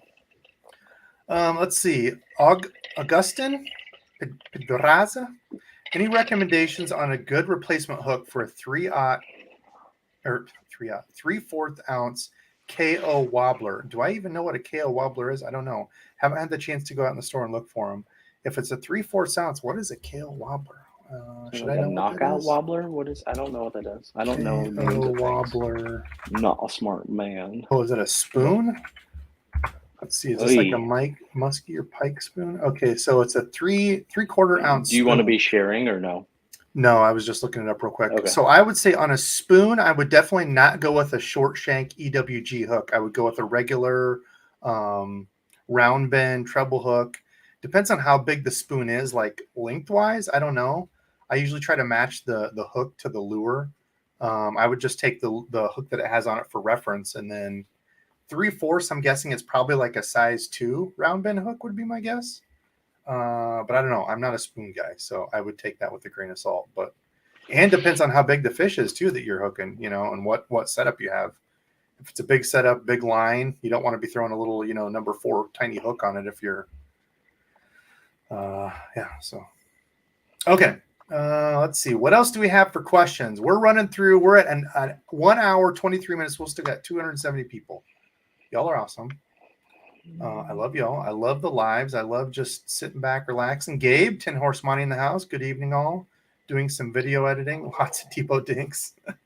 Nothing wrong with that, dude. You're still out catching, man. We take the act of simply going out and fishing for granted. So go out, catch some fish, be happy. What else do we have? This or that. Coogan or Googan? We know Randy would choose Googan. I, on the other hand, would. I'm not probably even choose looking, but Googan. who was the one that was nice enough to put that one up there? as Jeremy Breed. Oh, Jeremy. Okay, awesome, cool. I'll remember that. Banned. Oh, hold on. Let me ban someone here. Randy, How quit do you banning block people. somebody? Let's see. Hook sets. Is Tyler in here? Hook sets are free. Somebody said, "Hey, Tyler." Or maybe they're just saying hook sets are free. Like, swing on them. Hook sets are free. I don't see Tyler. Oh, hey, Tyler. Is hook sets are free in here? There he is. What's up, Debo and Dizzle and friends? What's up, Tyler? Tyler, if you're going live, let everybody know. He's usually the late night live guy.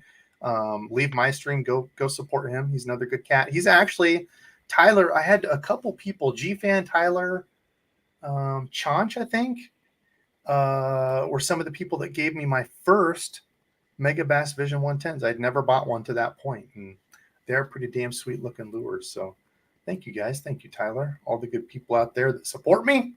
Appreciate it a lot. Hey, you haven't tried any of those Shimano jerkbaits yet, have you? I know we just talked about that recently with the I don't have any Dickory Dock in the middle, whatever it's called. Flickery Dickory Dock. That is the flash. Technical what do term. they call it? I don't remember. I did get a popper though. That'll be coming in my review, and I actually kind of agree with who was it? Was that Punch, or was that Rich that had the blue? Oh no, it was Baxter. Baxter the Baitman had the blue chrome one, and I was kind of the same way. That's honestly why I didn't get one until watching Baitman's. I was like, it's got a little flashy thing. That's stupid. But I got. I don't even remember. I'm not even going to guess what the color was, but I got one kind of a clear color because I figure I don't want to get an opaque one, like a darker one, or because I'm not going to be throwing it in dirty water. Fish aren't going to see that flash. Right. Yep. So I figure like I got kind of a translucent natural bait fish looking, and man, yeah, you really can see it. Like when you pop it back and forth, it's pretty cool. So I haven't fished it yet. Will it catch more fish? So hard to say one way or another, but how do you think that thing inside is going to hold up with it? Because it's basically constantly moving, right? And it's just a little piece of metal on a spring, so I kind of look at it like a paperclip. If you've been a paperclip back and forth so many times, it's just going to break regardless. No. So I don't know if you're going to live through that life cycle of it where it just breaks off and it's irrelevant then, or I think you will. Look at a click pin. I mean, a click pin, it's just a little spring inside a click pin, and that's the same for that little popper thing. It's just got two little like springs on the side that make it go. Sure. I'm never saying unless you bang it on something hard. A jerk that would ever like just sit there and click a pen constantly though, like you. I actually, funny enough, people have to remind me at work not to, because like when I get into thinking, I don't realize it, but I fidget with things. So it's like a point, like when I'm doing like public speaking or work speaking, when I'm doing like training sessions and stuff, I have to make a very noticeable point not to have stuff in my hands. Otherwise I fidget. Like I do the pin twirl thing. That's something I've always done since high school, where you like, and I'll be sitting there doing that. And did you play the drums too? I did not play drums. I don't play any musical instruments. I don't know anybody that didn't play the drums that knows how to do that. I have no idea how to do it because I never played the drums. Oh. No, I know how to play Smoke on the Water and dueling banjos on the guitar, and that's the extent of my musical know-how. Let's see. Blazing Worm, people talking some more Guggen stuff. Yeah, I don't hate Guggen. I know people already know that. I'm not only Guggen, and I don't hate Guggen. They got some cool stuff. They got some stuff. What else? Dairy Mart B's and G's are meh. Brian Lee, I don't even know what Dairy Mart is, but I love B's and G's. It's Dairy Mart. Need me some more B's and G's, baby. I did. Dude, you know who actually has pretty solid B's and G's? Hardee's. I had Hardee's B's and G's the other morning, and there's something about Hardee's that just doesn't. Their breakfast. Oh, I think their sausage has too much fennel in it. That fennel-y kind of taste is just kind of, I don't know. He's a dainty flower. He doesn't like a lot of fennel in his sausage. I joke about that, but I'm the same way. Remember those old Tostino's pizzas in the red box? Was that Tostino? And they just had fennel chunks and everywhere. A stupid amount of little fennel seeds. Dude, I legit hated that. That's why I like Jack's pizzas in college. Jack's or my roommate always got Red Baron. I think he'd get them on sale, but Jack's or Red Baron, Tostinos are toast Did you- crapo because they have. Were you Oh, putting those in the so oven, or did you have a we had pizzone we had a pizzazz. or a Is that the pizzazz? round Was it a thing? Yeah. pizzazz? Yeah, Yeah, that's what we used all through. But now, dude, like a toast, what do they call it? Air fryer. toaster I bet oven. air Oh fryer yeah. because they've got like the big air fryers now. Like we've just got like a little. Ours looks like an egg, I guess, where you pull Did out the little thing and it's like a yeah little yeah. round deal. Now they have like the bigger like toaster oven air fryer looking thing. Do you Must be pretty know badass. the Muffin Man? But that's besides the point. Do you know that they make like a stovetop oven, like an actual one that would be put into your like kitchen that have air fryers included along with Bluetooth and all of that stuff in a oven? No. Oh Dude, crap. Go ahead. I was just gonna say I was watching. I don't even remember what I was watching, and they were like, "Yeah, I've been trying to figure out how to set up the Bluetooth to my oven to be able to set it up so I can air fry my Why the hell would you pizza need to rolls or something." Bluetooth your oven? No, that's just asking for disaster. I don't have any of that stuff on unless I'm home watching it. Like I even get really nervous with the crock pot. My wife uses Well, that, and that like freaks me out. I don't know. how do you feel about like do you do Thanksgiving? Like do you cook Thanksgiving dinner Yeah. yourself ever? So like Yeah. how do you feel about the oven cooking the turkey while you're asleep? It doesn't cook it while I'm asleep. You stay awake for that? You wake up at like 3 in the morning to start cooking it so it's ready by It doesn't like take that long. 11 or It's only noon? like 4 or 5 hours, right? I Per mean, if pound you or cook whatever. it poorly like you, I guess. I mean, I I'm don't always know. up at like 6. Yeah. So South Jersey fisherman. Now Randy's gonna degrade me because I'm not a good cook. So thanks, Randy. Thanks for No problem. hurting my feelings. Do you ever see the bait maker from Japan, Studio Composites, that makes his entire baits out of carbon? He has a walking bait, rat wake, and a glide. I have not, dude. Those sound sick though. It's got to Like be a pretty carbon fiber. expensive though, That'd be right? awesome. Oh yeah, I'm sure. Carbon. But Eesh. cooler Do you think they're lid, super buoyant? Sorry, I'm just not. buoyant. I don't know. I have Yeah, no idea, dude. Carbon fiber is light. super light, so it would have to be. Yeah, that's crazy. Anyone have an opinion on the 13 fishing casting rods? I've only got a couple of them, but so far I have had good luck. Most people would probably tell you otherwise. I feel like they get quite a bit of hate on their rods, but I've got an Omen something or other, whatever, that's been good. And actually, the black, which I don't know why they called them that, the something black, which was those like neon green rods. I had a spinning rod that I got at What was Fleet that called? Farm That's for the one I half have, off. Fate Black, right? Fate Black Yeah. 2, and they're green. I don't know why they did that naming, but I love that spinning rod. I never had a single issue with it, and I feel like they kind of get ragged on for their rods, but I love their reels too. I want to say that I have the, what is it, the Fate V3 or something like that. It's a casting rod. It's a bait caster, and that was the one I was trying to think of the other day. The grips on them Oh, the white one were super slippy. Yeah. They were actually, they got to the point if your hands got wet whatsoever. So if it was like overcast or anything like that, it was super difficult to actually hold on to it. Yeah. I don't know why they would do white handles too. That's just asking for dirty paw messes. Fish and Fix. This one's for you, Randy. Would you still fish if every plastic came in clamshells? Yeah, I mean, I would just have to. I'm just gonna contribute to the degradation of the earth quicker, I guess, because I'm gonna throw all those clamshells away. Unless You do you just think I could crinkle. remelt a clamshell and turn it into something? I don't know, man. Maybe. There you go. Give it a try. Cooler lid. Who makes a good musky rod and reel combo? I am not the guy to ask because I have only caught bass on my musky combo. But from what I researched, I did a bunch of research on a good like beginner one. The Daiwa Lexa Win reel has done really well. I've caught, like I said, more bass on it. I frogged with it. It's 300 size reel. I would probably look for those the makers that actually have a specific musky line, and maybe start with them and kind of compare those.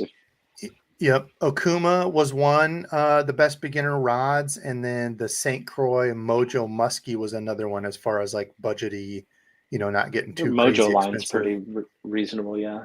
Yeah, they have a Mojo Muskie, and then I forget what the Okuma one is. That's what I got, and it had a telescopic. God, who helped me with that? There was somebody in one of my subscribe. You might be on now. I forget who that was that helped me pick that one out. They said they had it. I'm blanking. It might have been Joey.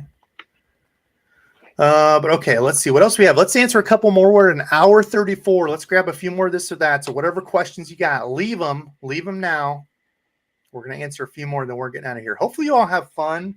Hopefully you all enjoy these lives. I know they don't get a ton of views. I know it's not like, hey, I'm going to be a huge superstar, or I'm going to keep doing these. That's not why I do it. It's really just to hang out, flip the crap with you all, and talk fishing. So real quick, I don't know the quality of it, but I know I just looked it up real quick. St. Croix has their Triumph line, which is really their kind of dipping your toes in lowest level, I believe. But they have specific musky casting rods. If you want to take a look at those, that's what I was talking about. The Was Mojo it? Muskie. Yeah, the Mojo No, Muskie is kind of like it's a Triumph. It's a Triumph muskie, How much and is so it? there's this is Bass Pro Shop, but it's 134 to 144, and the the Mojo Muskie ranges from 180 to 340. Yeah. Oh god, 340. Yeah, so it's like the Yeah, 180 one, I think, was the one I was looking at. It's like an 8.5 or 8 something foot. But they were saying, like, as far as components and stuff, those held up really well. So there were other cheaper ones that were like 100 and something bucks, but like they were saying, like, the best bang for your buck was, I guess, kind of right or there. you But I don't know. what's the St. Croix that's got the pistol No. grip? Check that out, you know. Yeah, dude, it's Punch got a someone pistol. here. What else do you say? Yeah, what do you say? Let's see. Oh, World Minnow, World Pop. Yeah, that's the one. Those the Shimano thing that we were talking about. Oh, you Savannah see had a Outdoors. oh yeah, that's what I was just gonna say. Savannah Outdoors with the $5 bomb and a chunk of a bass there. Support from North Carolina for the Dink Bill. Help and supporting the Dink Bill. I appreciate you. Keep catching those North Kakalaki big old toads out there. I appreciate the donation. This or that, swim bait or glide bait. I'm guessing you're talking about like paddle tail swim bait versus glide bait. Because if that's what you're talking about, for sure, paddle tails, even like a 6-inch paddle tail to me is like, I've caught a lot of fish on that, like 4.5, 5, 6-inch. But like once I get into a glide bait, even like a 6-inch glide bait, like a River to Sea S Waver, 6-inch, never caught a fish on one. God, they look so cool though. I know, they look great. It's the DEBO Custom was the only one that I caught one on. Now, selfishly, I put more time in with that because it was my paint job and I loved it. But yeah, I'm just not a glide bait guy. Sorry, I'm not cool, I guess. Walking bait or plopper style? Man, that's the question, John. Really depends on the situation. When fish start schooling, you see them chasing after bait and stuff like that. Dude, you can't beat a walking bait. It looks like something scurrying across. But for like a lot of that summer stuff, and you've got vegetation edges where you can run them along grass lines, little drop offs, points. I personally love the plopper. They still catch fish. So I feel like you can almost walk a plopper though. Like if you get a good hard enough pop to it, you can get a little bit of walk side to side to it. I guess I've never tried that. I'll stop it and like blurp it, like be where it's like Yeah. pop, and stop it and be like, Yeah. and then start going I again. would probably say walking bait though too. I'm not nearly as good as what Debo is at like the different type of topwater retrievals. Like we've talked about before, especially with frogs, I don't walk as well. That sounded weird, but I'm not as good at walking the bait as Debo is. I'm more of the whatever you're Chugger is what I call it. Chugging the frog. Yeah. Where you, and it just depends. There's sometimes that catches you've outfished me on a frog, and I want to go over and kick in when you do that. Chugging it like that and fishing it quicker. I feel like you fish a little bit quicker with the frog. Which is really weird. I don't know. It's so weird. Fisherman Kev, hey Deba, have you seen the new Arc gravity reels? Actually, another person to look at if you all love gear reviews is the Reel Test. So I saw that one come up on my Instagram feed and I watched that. He does a bunch of gear reviews. I need to try to get him on a live. I know he does a ton of gear stuff, but I would go check out his video. He's got one of the new ones. Arc sent him a couple of the final prototypes. which is pretty cool that ARC would reach out and do that. I guarantee ARC will not do that for me because I don't want to say I've badmouthed them, but I've shared kind of my frustration with the whole rod, the rod debacle. But I did get one of the $30 ARC, catalyzer rods, and I really like it, man. It's up there for, I think it's like a $50 rod. We'll go look, but I got it on the Tackle Warehouse sale. Speaking of, they should be having their Labor Day sale coming up here too. I am sharing, but I got that ARC catalyzer rod. I think it's like a $50 rod. And on that Tackle Warehouse sale, I think I got it for like $35. God, that was a bum out the way that all rod shut down though. So I think I got it like $20 off. So $40. I really liked it. I've actually really liked the rod a lot. But I was just saying the previous experience with the tip and which is the way that which is weird, but like I don't know. Yeah, that whole thing, I don't know. I'm sure their hands were kind of tied because they probably ended up shipping all those out and they can't just retract thousands upon thousands of dollars. But still, my point is, if you knew they were wrong and you knew they went out wrong like that and they were getting in the hands of people, like why not just replace it? Just be done with it. Why mess around with sending me tips and don't give a tip to a guy like Debo and he's just gonna burn the entire rod down to the ground. Dude, I've tried it on multiple rods. Burnt the rod tip. I've tried it multiple times, dude. I've only successfully done it once. I think I've burnt 2 rod tips. I will say with the lighter trick deal. I have tried to put on one of those spring bobbers on an ice fishing rod before, and I've burnt the tip off the ice fishing rod though too. So same boat, kind of. Yeah, and ARC for a while there, like I was even considering switching a lot of my if not most, all of my rods to ARC because still to this day, I think the ARC Sniper. So I broke one landing that 6-pound frog bass. That's been a video a while back, but that was like one of my did you high stick rods. it or? Yeah, I was like up 4 foot. No, I was like 4 foot up a bank, and I was trying to pull it up and ended up breaking it. And I didn't care. I was like, screw it.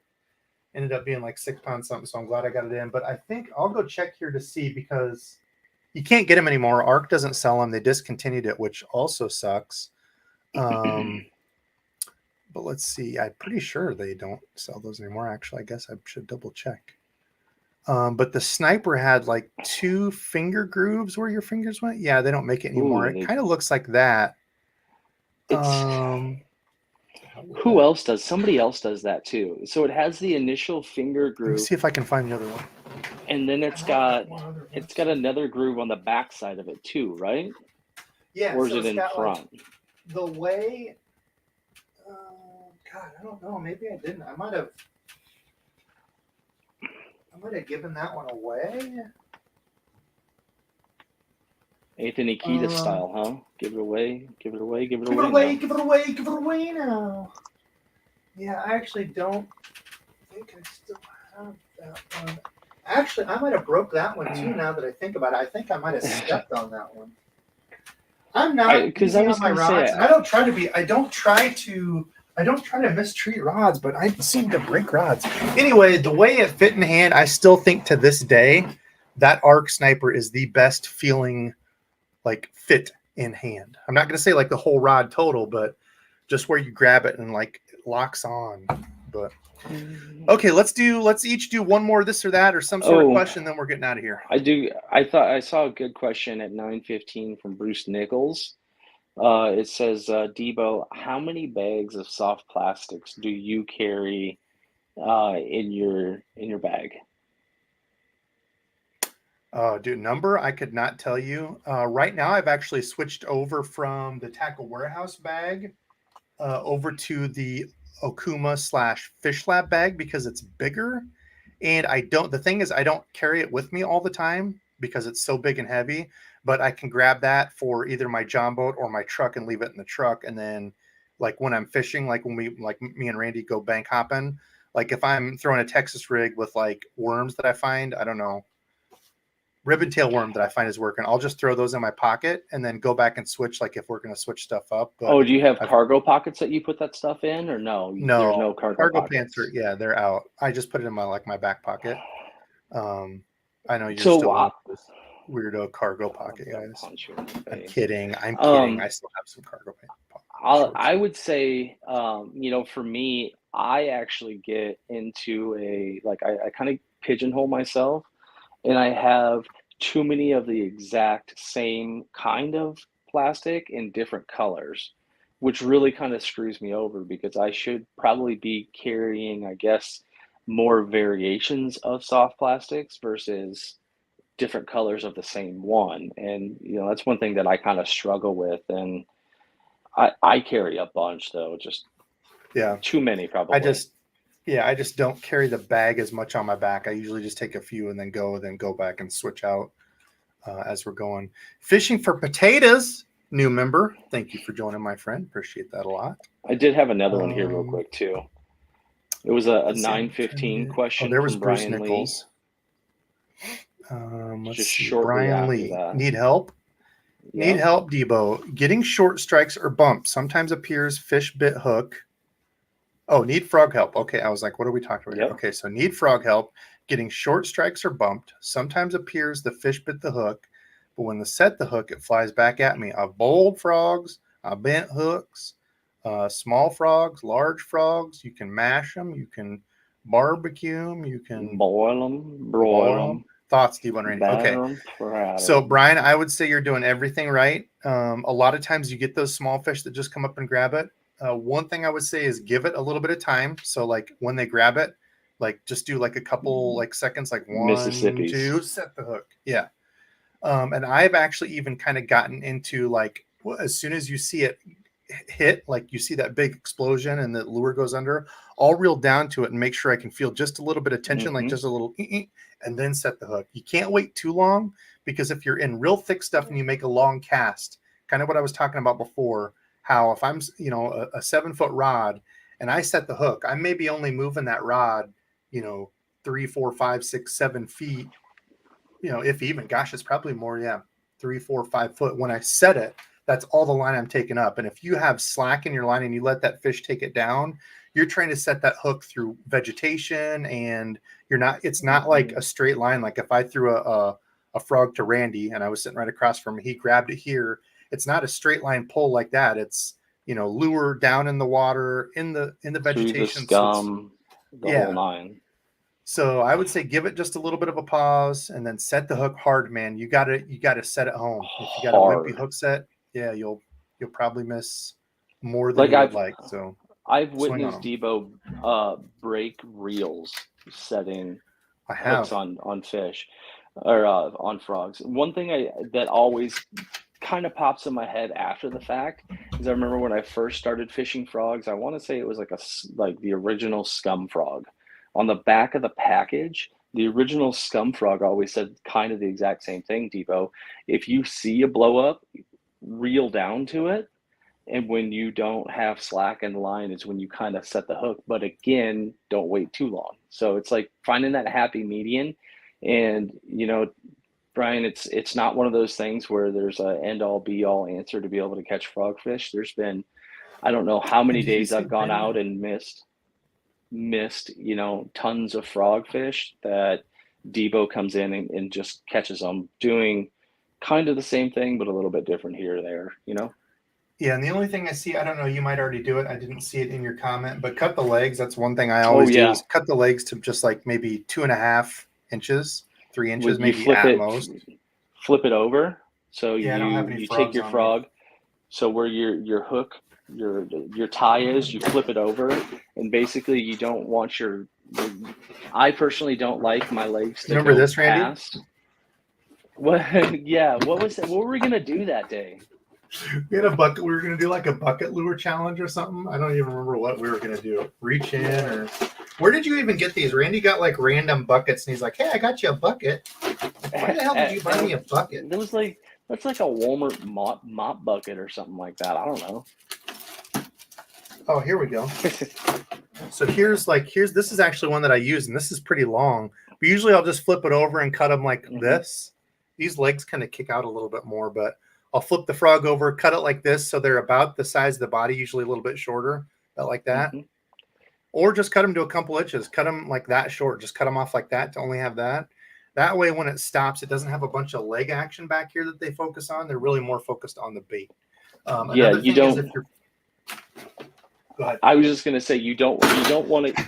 It's one of those instances where you don't want to give them too many options to be able to hit the lure. You want them to hit the hooks. That's the important part. That's where the cutting them down and maybe offsetting them a little bit more than the other kind of will draw them into one side that's shorter versus the longer. There's different playing around you can do. What were you going to say? And another thing is weight. So I'm not saying weight to set the hook, but like measurement, weight, like physical, heaviness. Yeah. Because a lot of times, plugs. What? Somebody hacked my computer just then. I don't know what's going on. So, yeah, in the butt part of the frog, you can put like BBs in there, is what Randy's talking about. Put some just like regular, Daisy Rider BB gun BBs. Push them in the body of the frog. Make it heavier, because a lot of the time that they're missing it is it's not a clear lure, or it's not a clear sight of, hey, I see a chatterbait running in front of me, I can just grab it. It's, a lot of times you've got slop, you've got weeds, you've got grass, and they've got to come up through all that, and actually grab that frog. So a lot of times, instead of going smaller with it, just go with the same frog that you have, but make it heavier so it can kind of push down through that stuff so they can actually see the target. Because if you look up, like I always tell people, if you look up and like on like the water, there was like a sheet and you couldn't really see what was up there, but you saw something jumping across and you could see that like sheet moving. You can't really tell where it is. You just get like a kind of a random idea because it's not poking through. But if you were to take that sheet off and then see the same thing in the water, you're like, oh, I can see the exact, the exact, lure or whatever it is. Sometimes they're just assuming, I guess I would have to think, they're assuming where that trying to anticipate is going. Yep. They're trying to anticipate where it's going to be at. The only other thing that you could try that I could think of is maybe a little bit harder of a pop if you're fishing on some really heavy scum, to make it a little bit more apparent as to where the frog is gone. And the other thing is if you totally miss the frog, or if you totally miss the fish, they come up and they bite it, you don't set the hook hard enough, don't reel that thing in instantly. Stop and wait, and maybe just a little bit of jerk here or there. Hopefully it's still kind of open near that blow up spot. And if not, just a little bit of jerk right around it. And hopefully they'll come back and try to hit it again. Yep. Dave, Mr. Dave Washburn, this or that DEBO custom bait or your favorite store-bought bait? You're probably thinking I'm going to say DEBO custom, right? I'm actually going to go the opposite way and say always go with your favorite store-bought bait, because like custom lures are for like a different type of people. Like you just want to like nerd out with lures, or you want one that you can keep to support me, or you want a crazy lure pattern, because, most of the blanks are just like your regular normal blank. They work great. They catch fish, but if you want, like, let's say you want to get a couple Strike King, 1.5s or 2.5s, you get those for like $5. I'm charging like $10 for a crankbait because it takes me, how much time to paint it, how much time to finish it, how much time to get it uploaded. A lot of it's my time and artwork that goes into it. So I would always say if you're newer to fishing or you don't have a ton of money, don't spend your money on one of my custom baits. Go to the sale rack or whatever and buy store-bought lures. There's a big reason that they're sold in big stores. They're confirmed, kind of like how you said, they're proven, they're gonna do what they're supposed to do. And honestly, for me anyway, if I get again, I'll go back to the very first crankbait that you ever made me, that black and purple. It's not purple, it's like a dark blue kind of spring craw color look. I don't ever want to throw that thing. You kind of get it, you look at it, you're like, man, this thing looks awesome. You actually get it in your hand and you look at it in the light. I don't want to throw that thing, man. I don't want the nasty tree monster to have that lure versus me having it. It's gonna set on the shelf, and it's gonna be, something to say, hey, you remember when DEBO first started making lures, and now look at him, he's the new Strike King man. I got one of the first. Strike King just called me the other day. They're gonna get me on to paint baits and be there. I'm kidding. I wish. Their new color cool maker man. Yeah, right. I'm not anywhere near enough talented to take that. Gators Adventures, this or that, split grip or full cork handles? We're going to end it here. This is actually a pretty fun one. So I actually use everything, and still to this day, I think I could say that I don't really care as much about the material as the way it feels in my hand. And what I mean is like What? there, yeah, there are certain That's weird. like things that I look for, like where the reel trigger is, what type of reel trigger it is, like all that comes into play more than just I will never use EVA, I only use cork, or I never use split grip, I only use full handle. Like, yeah, I'm gonna go with Randy on this one. I kind of like to get it in my hand and feel it first before I go buy it. Yeah, So Debo, I think you would probably guess me on this one. I don't like a full cork handle. There's just something about it. really, I I just actually don't didn't know that. really. I like a split grip and usually not cork. I'm a big proponent of the wind grips and things like that, not only on the rod handles, but the extra wind grips on the reel handles as well. So like I said, I'm a really big fan of those. So split with wind grips is my go-to, I'd say. That's even an option. I don't know. I like it. I like it. All right. Well, listen, everyone, we're getting out of here, man. I am so far behind. I feel bad, but we're already at 2 hours. I was just rolling through and trying to see if there was any. There was a lot of a lot of food talk. Funny enough. Yeah. Hot dog puree, potted meat. Man, I still love some Vienna sausages, potted meat. Okay, but anyway, listen, we're getting out of here. I love y'all so much.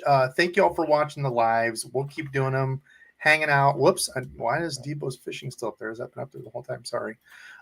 We'll still keep doing the lives. I've got 3 videos planned for next week. I've got to get my butt back into gear. If y'all want to see stuff, message me, pester me throughout the week. Give me some sort of motivation. Say, hey, there better be three videos. Keep on me. Just don't be jerks about it Yeah, because I get just stressed. pester me too. I'm really good at pestering Debo, so Yeah. All right. Listen, love y'all. We're getting out of here. Next Saturday, I don't know. We'll have something else fun planned, but thank y'all for watching. And